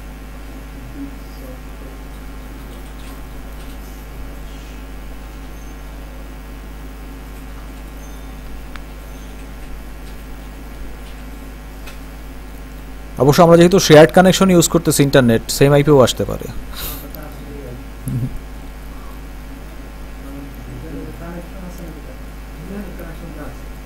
তাহলে অ্যাড্রেস ভুল হয়েছে, bitsoftex/demo/ip.php বদলে আসছে, সেম আইপি, সেম আইপি।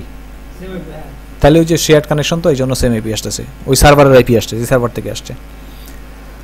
আচ্ছা, তাহলে আমি এটা দেখাইতে চাচ্ছিলাম এই কারণে যে আমরা চাইলে কিন্তু এই আইপিটাও ইউজার থেকে আইপিটা নিয়ে আমরা চাইলে কিন্তু আমাদের ফাইলের মধ্যে স্টোর করে রাখতে পারি। সেই ক্ষেত্রে ইউজারের থেকে আইপি নেওয়ার জন্য আমরা সার্ভারের রিমোট এডিডিআর ব্যবহার করব। রিমোট এডিটিআর যেই ইনফরমেশনটা আমাদেরকে দিবে সেই ইনফরমেশনটা আমাকে ফাইলের মধ্যে রাইট করতে হবে। যেখানে আমি ডাটা রাইট করতেছি এরকম কোনো এক জায়গায় রাইট করে দিলেই ইনফরমেশনটা এখানে রাইট হয়ে যাবে। এখন আমার যেটা কোশ্চেন সেটা হচ্ছে আমরা কি ফাইল ওপেন করা, ফাইল মানে ফাইল থেকে ডাটা রিড করা এবং ফাইলের ডাটা ফাইল থেকে রিড করা এবং ফাইলে রাইট করা, এটাকে বুঝতে পারছি ব্যাপারটা? বুঝতে পারলে আমরা বাকি কাজগুলো করতে পারবো, কারণ এখানে আরও কিছু জিনিস দেখানোর আছে, ওদিকে যাবো। তার আগে এই অংশটুকু ক্লিয়ার হয়েছে কিনা।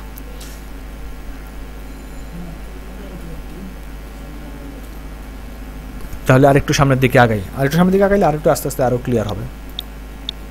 আচ্ছা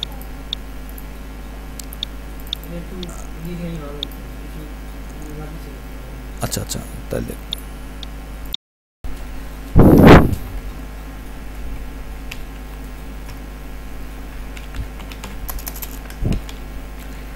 এখন যেটা দেখব সেটা হচ্ছে ফাইল যেহেতু ক্রিয়েট করতে পারছি, অনেক সময় প্রয়োজন হয় যে ফাইলটা ক্রিয়েট করলাম, ফাইলটাকে আমি স্পেসিফিক কোনো ফোল্ডারে রাখতে চাই, হয়তো ফোল্ডারটা অলরেডি এক্সিস্ট না।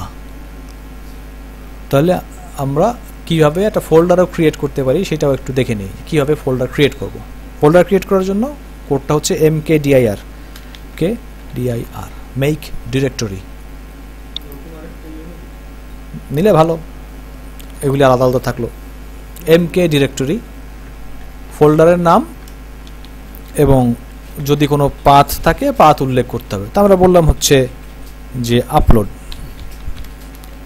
আপলোডস নামে আমরা একটা ফোল্ডার বানাবো। কোথায় হবে ফোল্ডারটা? এই ফাইলটা যেখানে আছে ডিরেক্টরি, মানে আপনারা যেই ফাইলের মধ্যে কোডটা লিখছি এই ফাইলটা যেই ফোল্ডারে আছে সেই ফোল্ডারই তৈরি হয়ে যাবে। আগের মতোই কথা, যেহেতু আমি কোনো পাথ উল্লেখ করি নাই ফোল্ডার হবে। তাহলে আমার এখানে কিন্তু কোনো ফোল্ডার নাই, আমি ফাইলটাকে জাস্ট রান করি, সরি এটা না, এই আমারটা হচ্ছে dir.php, সরি লোকাল হোস্ট থেকে রান করতে হবে।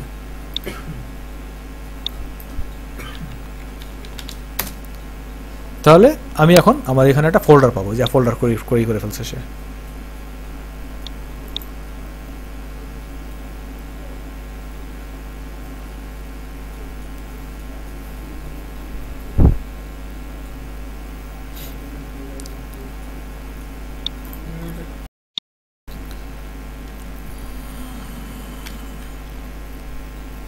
না এইচডিআইআর হচ্ছে এটা কি ডিরেক্টরি না ফাইল সেটা রিটার্ন করে। আর আমাদের যেহেতু ডিরেক্টরি এক্সিস্ট দেখাইতে হবে, তাহলে দেখাইতে হবে হচ্ছে dir exists is dir exist, সম্ভবত ইজ না, দেখে নি বলে গেছি, is dir exist PHP manual।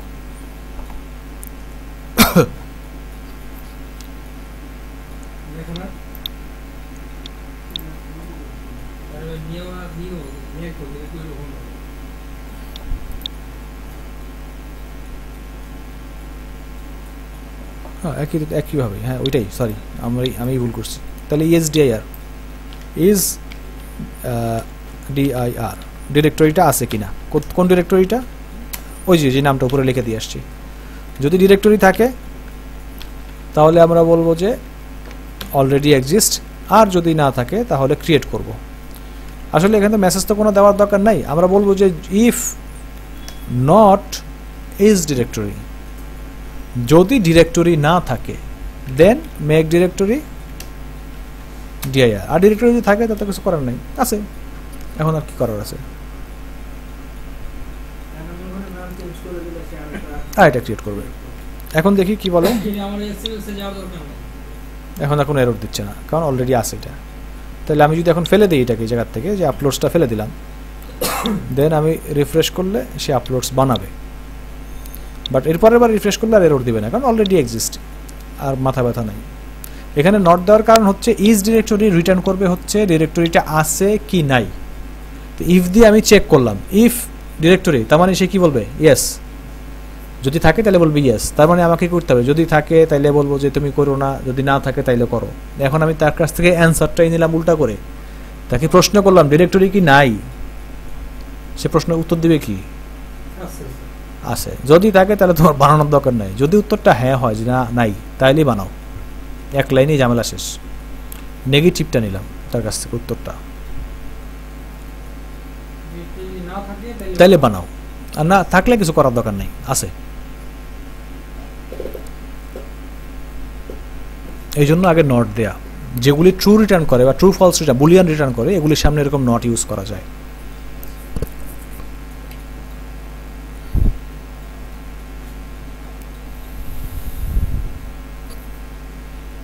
আচ্ছা, এখন ডিরেক্টরি যেহেতু তৈরি হয়ে গেছে, আমরা কিন্তু চাইলে এই ডিরেক্টরির ভিতরে কোনো কিছু রাখতে পারি। এফ ওপেন দিয়ে বলে দিব ওই ডিরেক্টরিকে ব্যবহার করো, ডিরেক্টরিটার ভ্যারিয়েবলের মধ্যে তো আমরা লিখেই দিছি, ওই ফোল্ডারে চলে যাবে। আচ্ছা, যদি ডিরেক্টরি মুছতে হয়, অনেক সময় প্রয়োজন হয়, তাহলে হচ্ছে rm ডিরেক্টরি,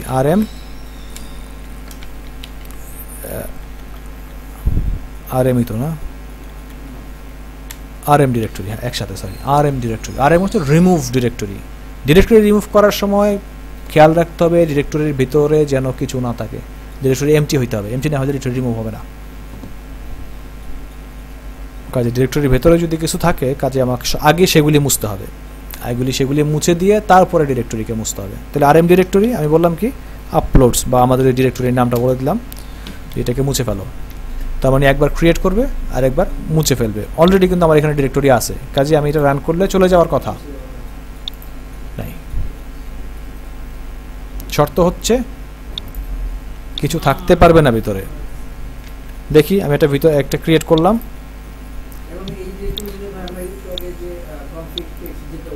হ্যাঁ হ্যাঁ, এই কনফিগটাকে আমি এটার ভিতরে ঢুকাই দিলাম। এখন ডিরেক্টরির ভিতরে কনফিগ ফাইলটা আছে। এইবার আমি মোছার চেষ্টা করি rm directory, directory not empty না হইলে মোছা যাবে না। তার মানে যে উইন্ডোজে যেরকম একটা সুযোগ আছে না, যে ডিরেক্টরি ধরে দিলাম ডিলিট চাপ দিয়া সব মুছা শেষ, হবে না, প্রত্যেক লাইন বলতে হবে।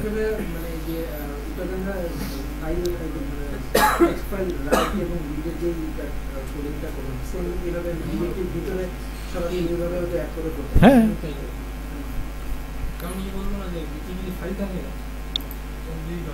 যদি সার্ভার থেকে মুছতে যাই তাহলে আমাকে মুছতে হবে হচ্ছে শেষ দিক থেকে, একদম সর্বশেষ, মানে সব সাব ফোল্ডার করতে করতে ভিতরে যেতে হবে। সর্বশেষ সাব ফোল্ডার যেটা, এইটার থেকে মোছা শুরু করতে হবে। ওইটা সব ফাইল মুছবো, ফোল্ডার মুছবো, তারপরে বেরিয়ে আসবো তার প্যারেন্টের কাছে, সব ফাইল ফোল্ডার এরকম মুছতে তারপরে মোছা যাবে। একটা ফাইল ভিতরে থাকলে rm ডিরেক্টরি কাজ করবে না।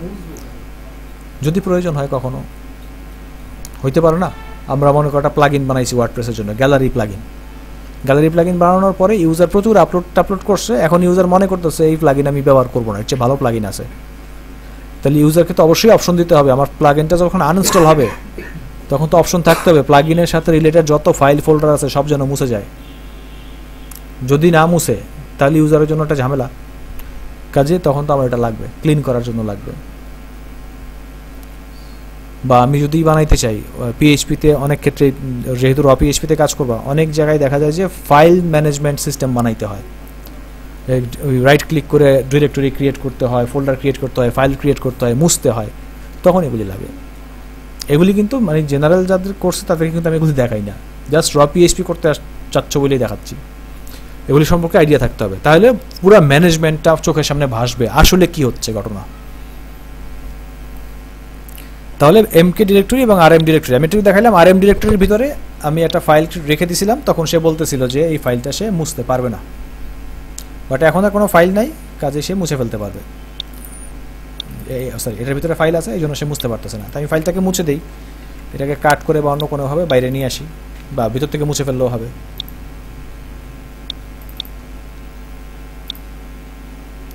এখন সে মুছতে পারবে, মুছে ফেলছে, ডিরেক্টরি নাই, এমটি হয়ে গেল।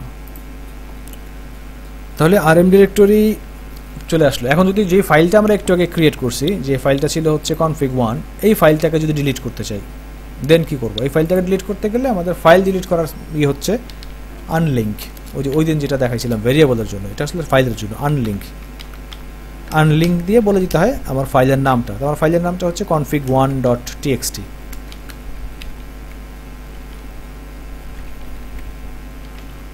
বলতেছি যে এই ফাইলটাকে মুছে ফেলো, মুছে ফেলবে সাথে সাথে, ওয়ার্নিং টুয়ার্নিং ছাড়া। আমি এখানে কোড লেখার মানে কিন্তু আমি কনফার্ম, মানে অ্যাজ এ প্রোগ্রামার হিসাবে আমি তাকে অর্ডার দিচ্ছি, আমি হচ্ছি কী বলো এটাকে, কমান্ডিং অফিসার টাইপের কেউ। এখন অর্ডার দেওয়ার ভুল দায়িত্ব কিন্তু যে সোলজার কাজটা করলো, বললাম ফায়ার করো, সে ফায়ার করে মেরে ফেললো, এটা সোলজারের দোষ না, কমান্ডিং অফিসারের দোষ। পাশে হইলে কমান্ডিং অফিসারের হইতে পারে, সোলজারের হবে না। কাজে আমি যেহেতু কমান্ড দিচ্ছি, আমাকে বুঝতে হবে কী কমান্ড দিচ্ছি। আনলিঙ্ক করতে বলছি, করে ফেলছে। কাজে আনলিঙ্ক করার আগে আমাকে চেক করতে হবে, ভাই আপনি কি ঠিক মতো বলছেন, আপনি কি শিওর, ওই যে অ্যান্সারগুলো এইগুলি আমাকে নিয়ে নিতে হবে আগে তার কাছ থেকে। বাট মোসার সিস্টেম হচ্ছে এটা, আনলিঙ্ক করতে বলছি, দেখি কি করে। আনলিঙ্ক হয়ে গেছে, ফাইল নাই, ওই যে কনফিগটা ফেলে দিছি।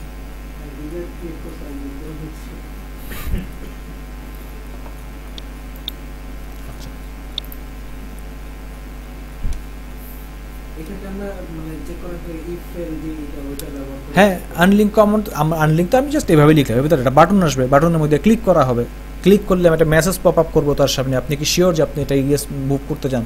তখন আরেকটা বাটনের মধ্যে ইয়েস নো লেখা থাকবে, তখন সেই ইয়েস ক্লিক করলে আমাকে ওইটাকে ধরতে হবে যে সেই ইয়েস ক্লিক করছে, দেন আমি মুছবো, এর আগে মুছবো না। ব্যাক এন্ডের কাজগুলো হচ্ছে এগুলি, ঘটনাগুলি কী হয়। আবার এখানে চেকিং দুই ধরনের আছে, একটা হচ্ছে সার্ভার বেস চেকিং, একটা হচ্ছে client base checking. Server base checking অত গ্রাফিক্যাল হয় না, ক্লায়েন্ট বেস চেকিংয়ে জাভাস্ক্রিপ্ট অ্যাড হবে, এখানে ক্লিক করলে ঠাস করে একটা উইন্ডো চলে আসবে সামনে, ওখানে মেসেজ টেসেজ দিবে, অনেক সুন্দর কালার টালার থাকবে, নাচানাচিও করতে পারি কিছু, তখন মেসেজ দিবে যে করবেন কি করবেন না। তাহলে ক্লায়েন্ট বেস যেটা, মানে যে ক্লায়েন্ট সাইড থেকে আমরা বললাম যে ঠিক আছে মুছো, দেন আবার সার্ভারে যাবে, সার্ভারকে আবার রিকোয়েস্ট করবে এটা কি আসলেই মুছবো, সার্ভার যদি কনফার্ম করে দেন এই আনলিঙ্ক দেওয়া মাত্র মুছে যাবে। কি আছে, তবে ফাইলটা যেন কোথাও ইউজ না হয় এটা খেয়াল রাখতে হবে। ফাইলটা খুলে রাখছে আর একটা কন্ট্রোলার দিয়া, আমি মুছতে চাচ্ছি, মুছবে না। যেমন উইন্ডোজের মধ্যে হয়েছে, ফাইলটা মুছতে যাচ্ছি, বলতেছে না, এটা অন্য কেউ ইউজ করতেছে। তো এইরকমই আমাদের কনফিগ ওয়ান ফাইলটা যদি আমরা অন্য কোথাও খুলে রাখি আর এখান থেকে আবার মোছার চেষ্টা করি, তাহলে কিন্তু মুছবে না।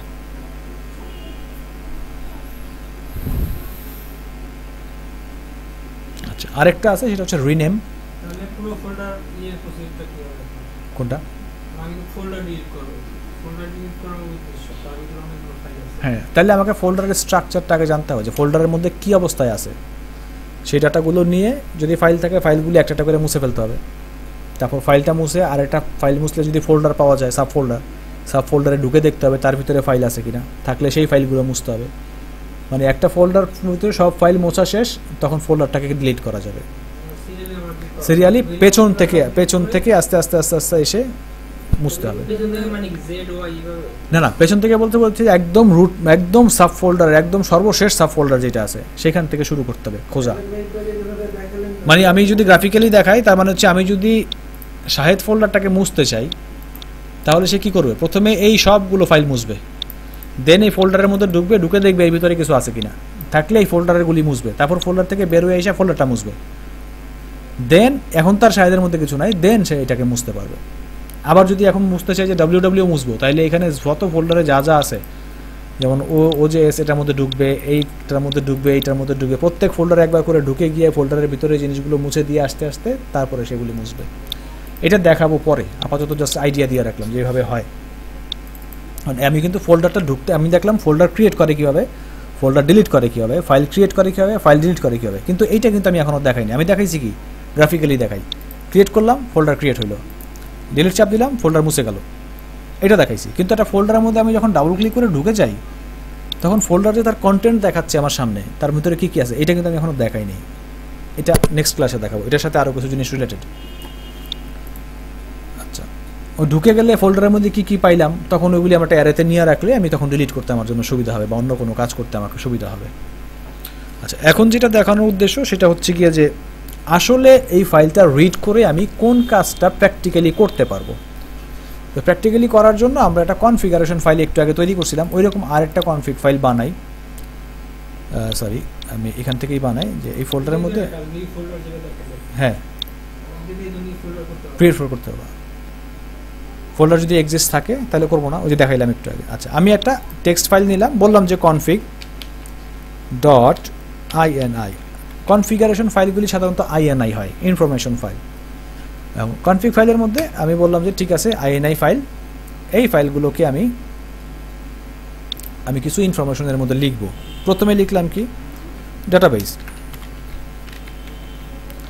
তো ডাটাবেজের আমি বললাম হচ্ছে গিয়ে হোস্ট কি হবে বুঝবো একটু পরে। হোস্ট দিলাম হচ্ছে লোকাল হোস্ট। এরপরে বললাম ইউজার, বললাম হচ্ছে রুট, সরি সেমিকোলন লাগবে না, পাসওয়ার্ড 1 2 3 4 ইচ্ছা ওইটা সমস্যা না। থার্ড ব্র্যাকেটেরটা আমরা এদের ইচ্ছা মতো দিই, এগুলি সবই ইচ্ছা মতো দেওয়া যায়। আচ্ছা, এরপরে আমি বললাম হচ্ছে যে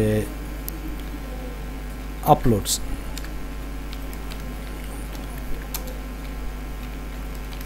আপলোড পাথ,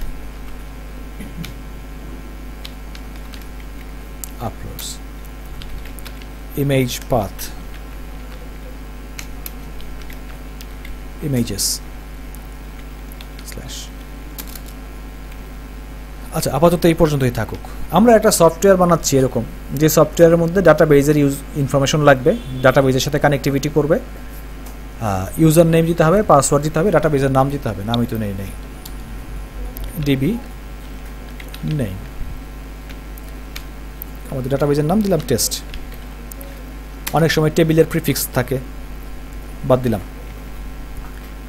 এখন একজন ইউজার যখন আমাদের সফটওয়্যারটা ব্যবহার করবে, উনি কিন্তু জানে না, মানে ও যদি ওরকম অ্যাডভান্স লেভেলের ইউজার না হয়, উনি শুধু ইউজ করতে জানে, তখন আমি তার কাছ থেকে কী নিব, বলো আপনার ডাটাবেজ সার্ভারের অ্যাড্রেসটা দেন, ডাটাবেজের ইউজার নেমটা দেন, পাসওয়ার্ডটা দেন, আর কোন টেবিলটা ব্যবহার করতেছেন টেবিলটা দেন, অথবা টেবিল না থাকলে আমরা ক্রিয়েট করে দিব। ইউজারের কাছ থেকে শুধু এতটুকুই, এর চেয়ে বেশি কিছু ইউজারের কাছ থেকে নেওয়া হয় না, নিলে সে কনফিউজড হয়ে যাবে। আচ্ছা, এখন এগুলো নিয়ে আমরা সেভ করবো কোথায়? ডাটাবেজে। আমার তো ডাটাবেজই নেই, এই কারণেই কনফিগারেশন ফাইল আমার সেভ করার, তো ডাটাবেজে সেভ করতে হবে, তো ডাটাবেজই নেই।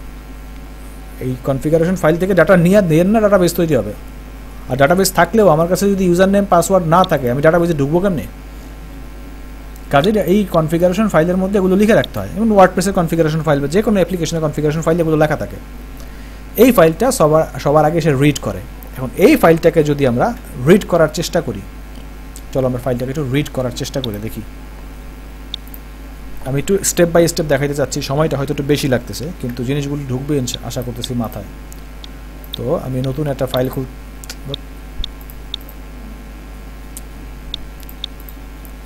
আমি এই ফাইলটাকে সেভ করলাম হচ্ছে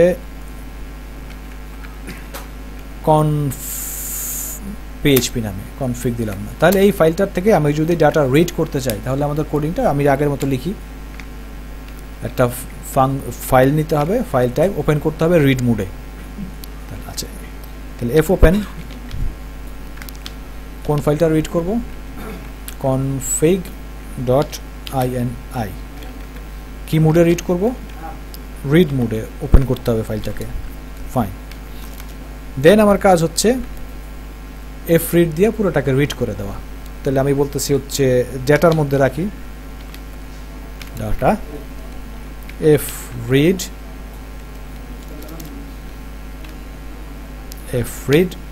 ফাইল পয়েন্টার কতটুকু রিড করবে, তাহলে ফাইল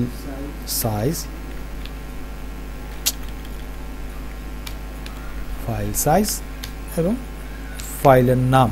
আমাদের ফাইলের নাম ছিল config.ini, পুরোটাই লিখে দিই যেহেতু ভেরিয়েবলে রাখা হয় নাই। config.ini, তাহলে ডাটা রিড করা হয়ে গেল। একটু ইকো দিয়ে দেখি ডাটা সে রিড করতে পারছে কিনা। ডাটা এবং সবার শেষে ফাইলটাকে ক্লোজ করতে হবে।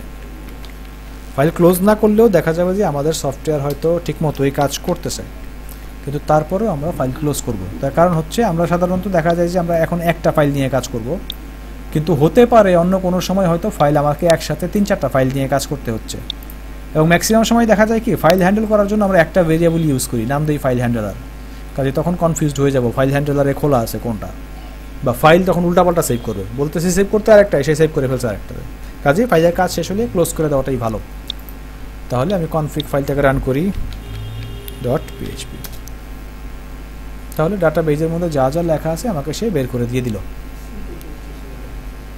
কিন্তু আমার তো এগুলি দরকার নাই, আমার দরকার হচ্ছে হোস্টের নাম কি, তার ভ্যালু কত, ইউজারের ভ্যালু কত, পাসওয়ার্ডের ভ্যালু কত। এই কাজটা করার জন্য এখানে আমাদের আরেকটা ফাংশন করে দিছে, সেটার নাম হচ্ছে parse ini string, parse ini string, PARSE INI string, তাই তো পার্স INI string। স্পেলিং হয়তো ভুল লিখছি, একটু দেখে আসি। হ্যাঁ এইচ হবে কেন? না, parse, PRSE, parse, parse INI string, ঠিকই তো আছে।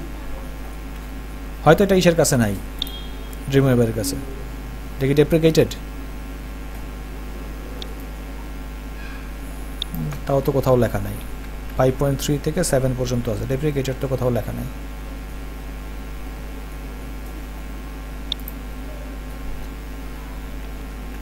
না, এটা ইসের কাছে নাই, ড্রিমওয়েভের কাছে নাই কোনো কারণে। এখন আসলে রান করবে কিনা জানি না। আচ্ছা, সে অ্যাসোসিয়েটিভ অ্যারেতে এটাকে রিটার্ন করবে। কি করে সে? আমি স্ট্রিংয়ের কাছে আমার ডাটাটা দিয়ে দিলাম আর বললাম যে তুমি যেই ডাটাটা পাইছো সেটাকে কনফিগ নামে একটা ভ্যারিয়েবলের মধ্যে স্টোর করে দাও। এখন আমি কনফিগটাকে একটু ভারডাম্প করে দেখি কি আসলো। কনফিগ,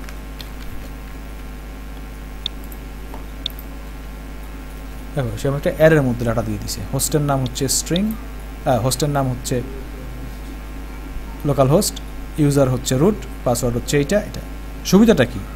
আগেরটার থেকে এটার মধ্যে সুবিধা আসছে। আগে ছিল একটা নর্মাল স্ট্রিং হিসেবে সে আউটপুট দিছে, এখন আমি পার্স করার পরে সে করলো কি অ্যারে তৈরি করে দিল। এখন যদি আমি জানতে চাই যে আসলে আমার হোস্ট কি, আমি কিন্তু এখান থেকে পাবো ইকো $config, যেহেতু অ্যারে এখানে লিখবো হোস্ট।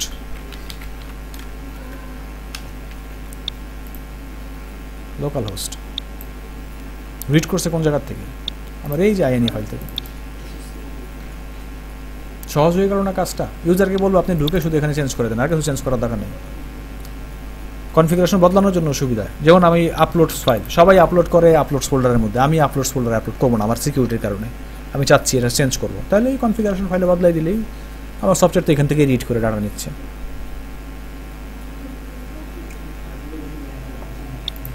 বুঝি নাই? আচ্ছা, টেস্ট ব্র্যাকেট, এই থার্ড ব্র্যাকেটটা আসলে কমেন্ট। এই থার্ড ব্র্যাকেটটা আসলে কমেন্ট। দেখো সে কিন্তু থার্ড ব্র্যাকেট কিন্তু রিড করে নাই, সে রিড করছে কোনটা? রিড করছে হচ্ছে এই ডাটাগুলো। এখন আমি থার্ড ব্র্যাকেট দিয়ে এটা লেখার উদ্দেশ্য হচ্ছে গিয়ে আমি কি লিখতেছি, এগুলি আসলে কোন কাজে লাগবে এটা আমি যেন বুঝতে পারি। যে এইখানে কনফিগারেশনগুলো ডাটাবেজের জন্য, এইখানে কনফিগারেশনগুলি হচ্ছে ইমেজ আপলোড করার জন্য, আর নিচে কনফিগারেশন কি বড় করে দেব? ও এটা, আচ্ছা সরি, এটা কি হলো আবার?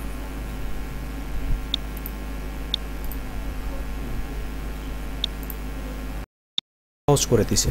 আমি জাস্ট ফাইলের এক্সাম্পল দিয়ে দেখাইলাম। এই পুরো প্রসেসটাই আরও সহজে করা যায়। এটাকে কমেন্ট করে দিচ্ছি। পুরোটা কাজ করার জন্য PHP এর আরেকটা ফাংশন আছে, তার নাম হচ্ছে পার্স INI ফাইল। এখানে শুধু বলতে হয় ফাইলের নামটা কি। ফাইলের নামটা হচ্ছে আমাদের config.ini, মানে পাথটা উল্লেখ করতে হবে .ini। ফাইন, সে এইটাকে আবার ওই যে কনফিগে রেখে দিল, ঘটনা সেম। ওই যে ফাইল ওপেন করা, ফাইল ক্লোজ করা, ফাইল থেকে ডাটা নিয়ে আসা, এগুলি এর ভিতরে করা আছে।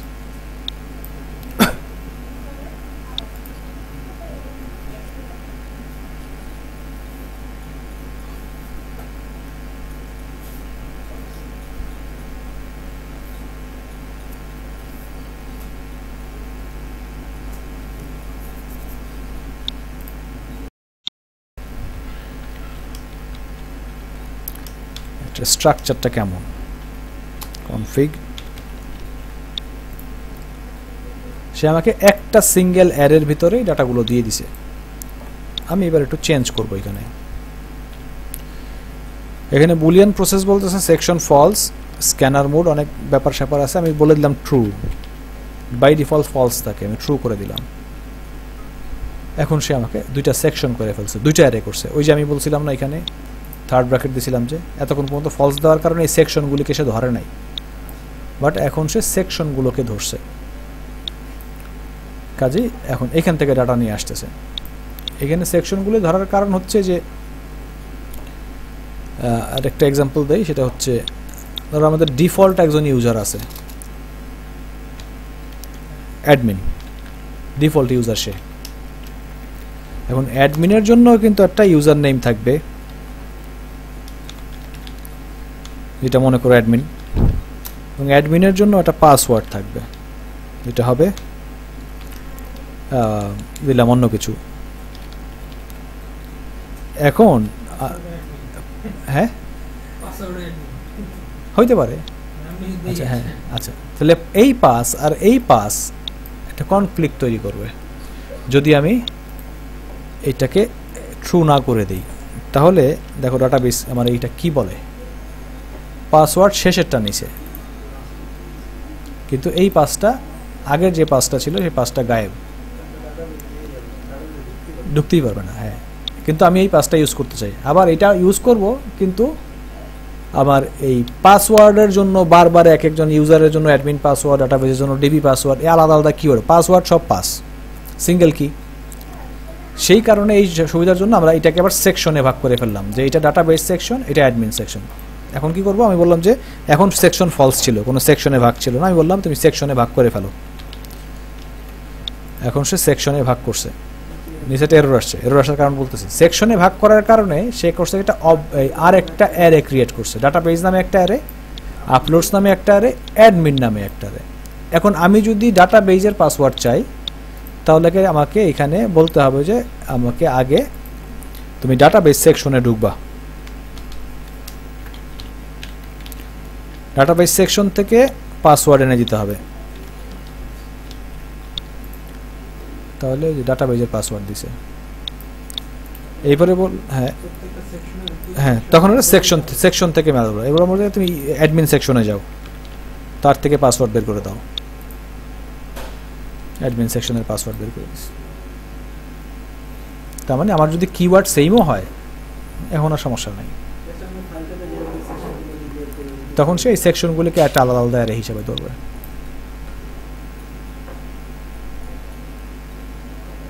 যেইটা আমাদের সুবিধা কাজে মনে হয় যেভাবে করলে ভালো হয় ওইভাবে করব। সাধারণত সেকশন হিসাবেই করা হয় ছোট বড় ফাইলের ক্ষেত্রে, বড় কনফিগারেশন ফাইলের ক্ষেত্রে, ছোট কনফিগারেশন ফাইলের ক্ষেত্রে বলে। তাইলে আমি কিন্তু যে অ্যারেটা পেলাম, এই অ্যারেটা কিন্তু একটা 2 ডাইমেনশনাল অ্যারে।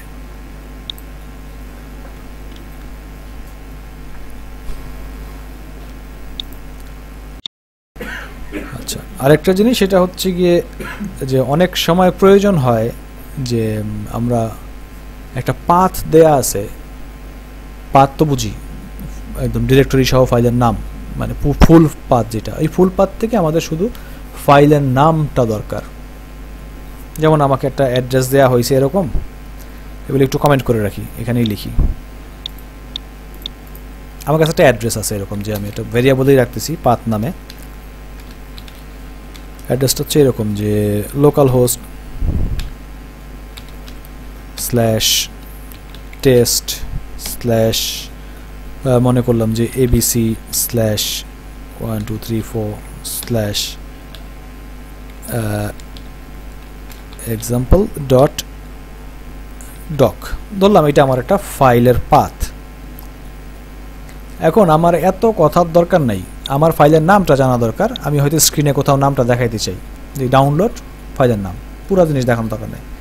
এই পাথের থেকে আমি নামটা বের করবো কীভাবে? এটার জন্য ফাংশন আছে, সাধারণ সিস্টেমও আছে। আমরা এই করছিলাম না, ওই যে ওটার নাম জানি কি,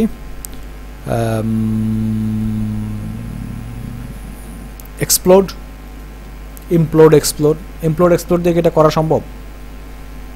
এক্সপ্লোর দিয়ে কি এটা করা সম্ভব? আগে এক্সপ্লোর দিয়ে দেখাই কেমনে করতে হবে। এক্সপ্লোর দিয়ে যদি করি, তার আগে এক্সপ্লোর কি মনে আছে আমাদের? এক্সপ্লোর করাটা কি?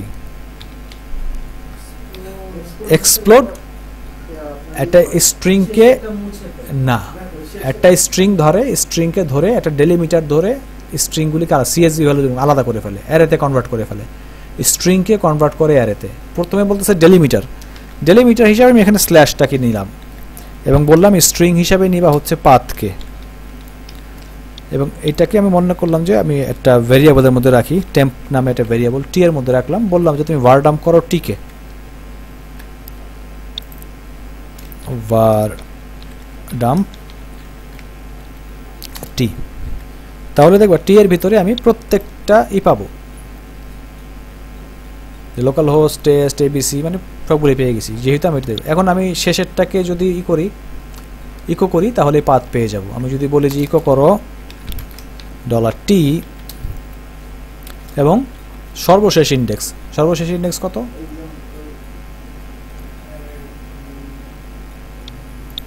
সর্বশেষ ইন্ডেক্স হচ্ছে 4। এখন সর্বশেষ ইন্ডেক্সে 4 হবে তা তো ঠিক নেই। আচ্ছা 4 দিয়ে দেখি আসে কিনা। আসছে এক্সাম্পল ডক ফাইলের নাম, সর্বশেষ স্ট্রিং এ ফাইলের নাম থেকে আমি জানি এক্সাম্পল ডক আসছে, তাহলে সর্বশেষ স্ট্রিং এ 4 আসলো, এটা ফাইলের নাম।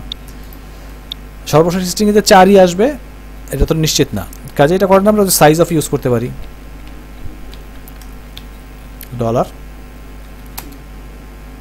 $t, সেই যেহেতু রিটার্ন করবে হচ্ছে নাম্বার অফ এলিমেন্ট, তার মানে সে রিটার্ন করবে 5, আমাকে 1 বাদ দিতে হবে,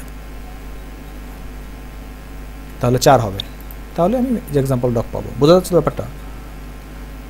আচ্ছা, এখন কোনো কারণে আমি করলাম কি এক্সাম্পল ডকটা মুছে দিলাম, এখন সে কি দিবে আউটপুট? খালি। আচ্ছা এইটা দিলাম, সে দিবে কি? এটা কি ফাইলের নাম? এটা তো ফোল্ডারের নাম, ওই পাথের মধ্যে কোনো ফাইলের নামই নাই।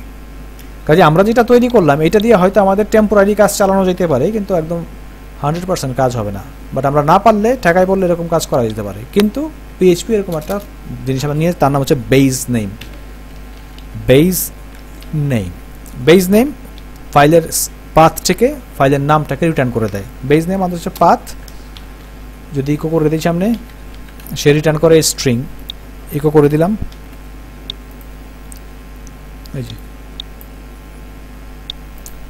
সরি এটার কারণে আসছে দুইটা। এক্সাম্পল ডক, নট রাস্টারটা, এটা সহজ। হ্যাঁ, কি করছে ভেতরে সেটা দেখাই দিলাম আগে। যদি এক্সাম্পল মানে বেজ নেমের নাম মনে না থাকে বা অন্য কোনো সিস্টেমে, মানে এটাকে আমি কিন্তু সিএসভিতেই শুধু ব্যবহার করতে হবে তা না, অন্য কোনো কাজেও লাগানো যেতে পারে।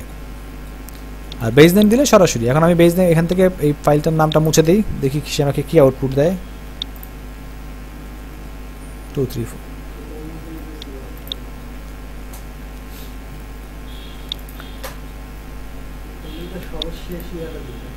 হ্যাঁ, মানে ফাইলের পাথ হিসাবে সর্বশেষ যেটা থাকে সেটা হচ্ছে ফাইলের নাম, সে ফাইলের নামটা আমাকে রিটার্ন করে। এটা অনেক সময় লাগে যে আমি বলতেছি যে ক্লিক করলে ফাইলটা ডাউনলোড হবে, তখন ফাইলের নাম দিয়ে দিই, এটার সাথে ক্লিক যুক্ত করে দিই, তখন ফাইলটা ডাউনলোড হয়।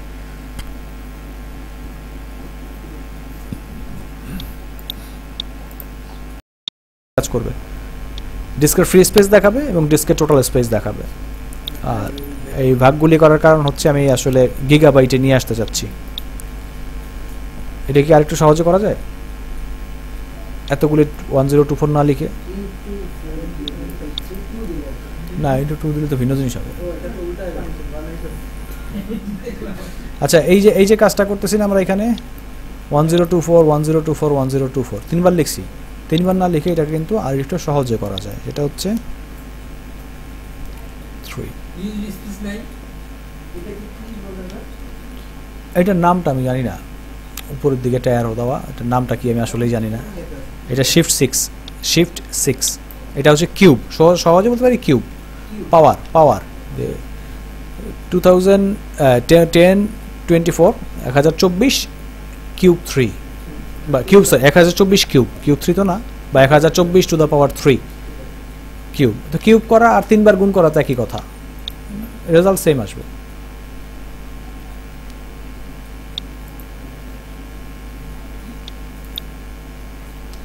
ব্র্যাকেট দিতে হবে এখানে একটা।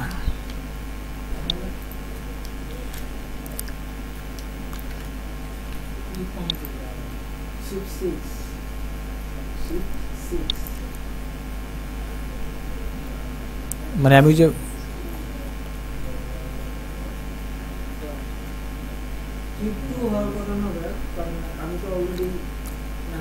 থ্রি 3 বার গুণ করবে তো সে। ও সরি সরি, এটা আসলে মাইনাস দিতে হবে, -3।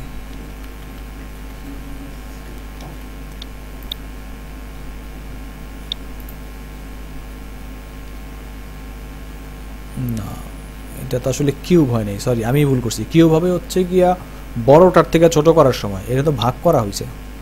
1024কে আবার ভাগ 1024, ওইটাকে ভাগ আবার 1024, সরি এখানে কিউব হবে না, আমি ভুল করছি।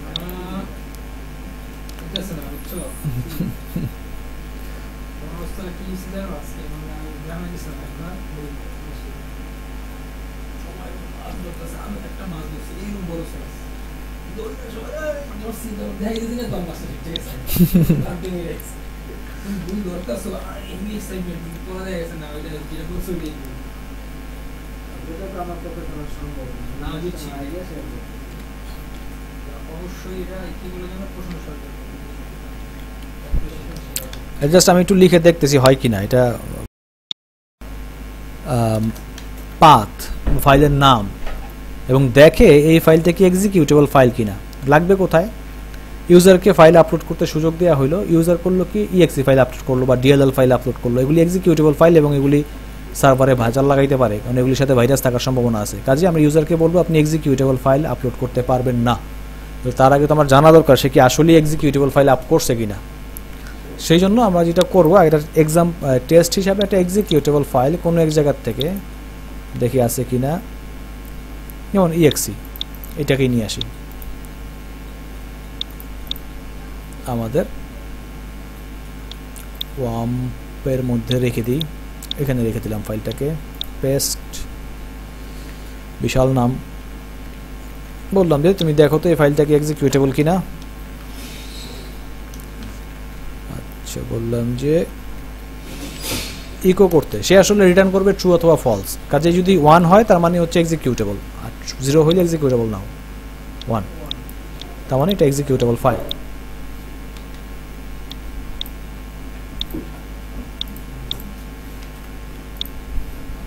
Executable file. এখন ধরো কেউ দুষ্টামি করে ইএক্সি নামটা মুছে দিল, মুছে দিলে বললাম যে ডক, করতেই পারে, ডক হয়ে গেছে। এখন বললাম যে এটা ডক ইজ এক্সিকিউটেবল, এখনো 1। এটা তো ডক ফাইল না, এটা এক্সিকিউটেবল ফাইলই। আমি না দুষ্টামি করে নাম বদলাই দিছি ধোকা দেওয়ার জন্য, কিন্তু জিনিসটা তো এক্সিকিউটেবল ফাইলই। কাজে এই ধরনের ফাইল যেন সার্ভারে তুলতে না পারে সেই জন্য আগে চেক করে দেখতে হবে ইজ এক্সিকিউটেবল কিনা। এটা DLL file, EXE file, sys file, system file, তারপরে তোমার আছে ড্যাট ফাইল, বিন ফাইল, এগুলি তুলতে দিবে না আমার সব সার্ভারটাকে সিকিউর করার জন্য। কারণ আমি যদি এক্সটেনশন বদলেও দিই তাতেও লাভ নেই, সে আগে ফাইলটা রিড করবে, রিড করে দেখবে ভিতরে কী লেখা আছে। এক্সিকিউটেবল হলে তোলা যাবে না। মানে আমি চেক করলাম এটা এক্সিকিউটেবল কিনা, এরপরের স্টেপ তো আমার নিজের হাতে, আমি কি করব, আপ করব কি করব না এটার জন্য। 1 দেখাবে, এটা এক্সিকিউটেবল ফাইল। মানে আমি বলছি কি ইজ এক্সিকিউটেবল, এটা কি এক্সিকিউটেবল, সে বলতেছে ট্রু, ট্রু মানে 1। যদি এক্সিকিউটেবল না হয়, যেমন আমি অন্য একটা ফাইলের নাম বলে দিই এখান থেকে, config ini, এটাকে বলি এটা তো এক্সিকিউটেবল ফাইল না, দেখি কি বলে, কিচ্ছু নাই, তার মানে এটা 0।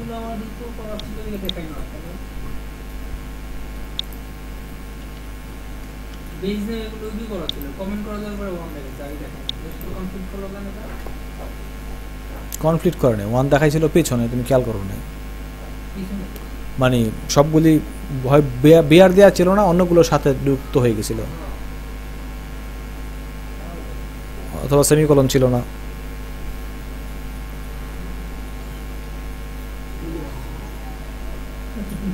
আচ্ছা আমি কনফিগ INI দিলাম, যেটা এক্সিকিউটেবল ফাইল না, কাজে আমার আউটপুট হচ্ছে 0, কিছু নাই, এটা এক্সিকিউটেবল ফাইল না।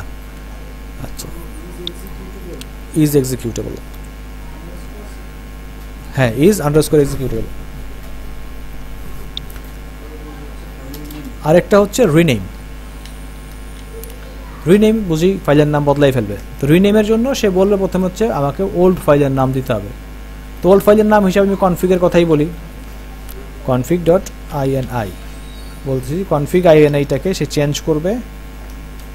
নতুন নামটা কি হবে, মনে করলাম দিলাম হচ্ছে কি এখানে config.sy সিস্টেম ফাইল। অসুবিধা কি, আমি ফাইলের নাম বদলাইতে বলছি, পুরো বদলাই ফেলবে যা আছে, নামও বদলাইতে পারবে। আমি কনফিগ না দিলে বললাম, ধরলাম যে সিস্টেম ডট, বললাম যে এটা txt, সবই বদলাই ফেললাম। রান করি,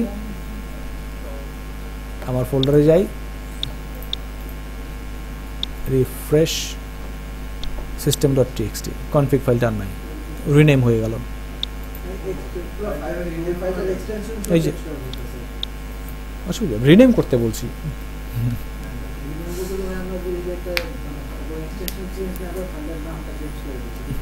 হ্যাঁ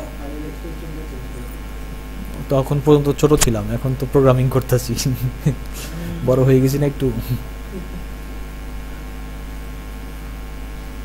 ইভেন আমরা যদি মনে করি যে আমি দিব না, এখন কিন্তু এই ফাইল এটা রান করবে না। এখন আমি সিস্টেম INI ফাইলে নিলাম এবং বললাম যে তুমি এটার নাম দিবা হচ্ছে কনফ, এই পর্যন্ত কোনো ইন্ডেক্স রাখবো না, এক্সটেনশনই রাখবো না, এটাও সম্ভব, এক্সটেনশন ছাড়াই হয়ে যাবে এখন।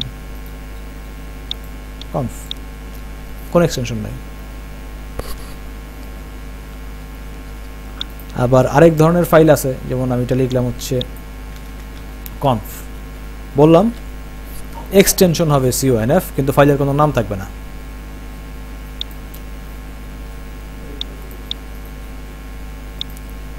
এই যে এক্সটেনশন, ফাইলের কোনো নাম নাই। এটা হচ্ছে অ্যাপাচির ফাইল, এগুলি উইন্ডোজে রান করে না, লিনাক্সের ফাইল। লিনাক্সের কনফিগারেশন ফাইল এভাবে লিখতে হয়, ওইটা আসবে পরে আরো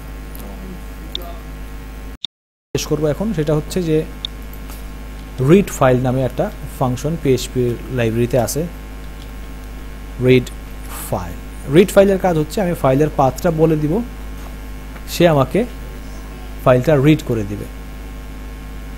ফাইলের পাথ কি, যে কোনো ফাইলের পাথ হতে পারে। ওই যে আমরা একটু আগে কনফিগ লিখলাম না, এটাও হতে পারে। এটাকে রিনেম করে দিই, এটার নাম দিলাম হচ্ছে conf.inf। INF ও আছে, INI ও আছে, সবই কনফিগারেশন ফাইল।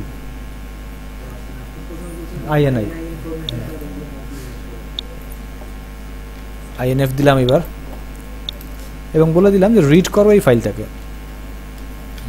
সে রিড করে পুরোটা রিটার্ন করে দিবে। কোথায়, আমি বললাম যে তুমি রিটার্ন করো হচ্ছে আমার ডেটা নামে একটা ভেরিয়েবল। ওই যে প্রথমবার যে এফ ওপেন দিয়ে করছিলাম, সেই পুরো কাজটা এখন এক লাইনে হয়ে গেল।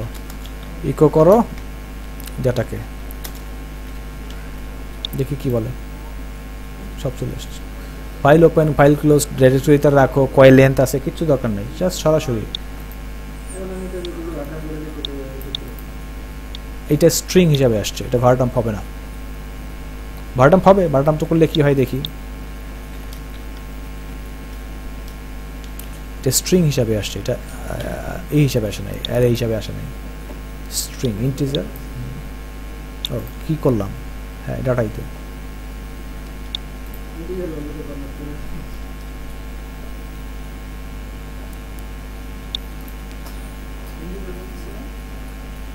সেটা তো আমারও কোশ্চেন, ইন্টিজার বলতেছে কেন সে?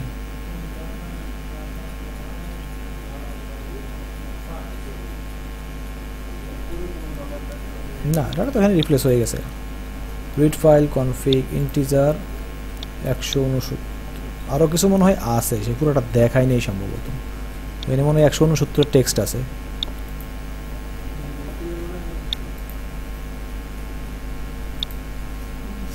যাই হোক, আমি যেটা বলতে চাচ্ছি সেটা হচ্ছে কি, এইটা অ্যারে না, এটা হচ্ছে স্ট্রিং। হ্যাঁ কি বলে, তাহলে আজকে আমরা ফাইল সম্পর্কে বেশ অনেক কিছুই জানলাম। আশা করতেছি যে ইনশাল্লাহ তোমরা একটু প্র্যাকটিস করবা জিনিসগুলো, এবং নেক্সট ক্লাসে আমরা ওই ডিরেক্টরির ভিতর থেকে কন্টেন্ট কীভাবে দেখতে হয় সেটা দেখব, এবং অন্যান্য জিনিস আরেকটু ডিটেইলে যাওয়ার চেষ্টা করব। এবং এই প্রিভিয়াস ক্লাসে আরেকটা জিনিস দেখাইছিলাম, সেটা হচ্ছে পুরোপুরি হয়তো ক্লিয়ার করি না এই জিনিসটা, বাট আইডিয়া দিতে পারছিলাম। সেটা হচ্ছে যে এক্সএমএল থেকে কীভাবে রিড করা যায়। এখন আমরা যদি এক্সএমএল কোডগুলি একটা ফাইলে রেখে দিই এবং ওইখান থেকে যদি ফাইলটাকে এক্সএমএল আকারে রিড করতে পারি, এই প্রসেসটা কীভাবে করা যেতে পারে, তাহলে এক্সএমএল ডাটাবেস নামে একটা ডাটাবেস থাকতে পারে, ওই ডাটাবেস থেকে আমরা ডাটা এনে বসাইতে পারি বিভিন্নভাবে। প্রিভিয়াস ক্লাসে আমরা এক্সএমএল এর একটা এক্সাম্পল দেখছিলাম, যদিও পুরোপুরি দেখি নাই।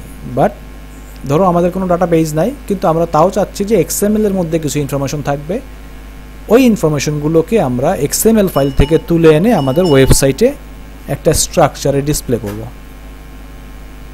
এইটা আমরা নেক্সট ক্লাসে এক্সএমএল দিয়ে করব। সেক্ষেত্রে আমাদের ফাইলেরটা লাগবে, এক্সএমএলটা লাগবে, আর এইচটিএমএল সিএসএস এর খুব সামান্য কিছু নলেজ লাগবে প্রেজেন্টেশন করার জন্য। টেবিল লাগবে, এইচটিএমএল সিএসএস লাগবে। আমরা ইনশাল্লাহ করবো। তাহলে ফাইল এক্সএমএল, এটা রিকোয়েস্ট থাকবে যে ফাইল এবং এক্সএমএল এই দুটা জিনিস বাসায় একটু স্টাডি করা। ফাইল আজকে যেগুলি করলাম এবং এক্সএমএল যেটা করলাম, অ্যারে তো লাগবেই ডেফিনেটলি, অ্যারে ছাড়া কোনো কথাই নেই, এবং লুপ, এগুলি স্টাডি করলে নেক্সট ক্লাসে আমাদের জন্য কাজগুলি করা সহজ হবে। এটা শেষ হইলে আমরা পরে ডাটাবেজের দিকে আশা করতেছি যে যাব।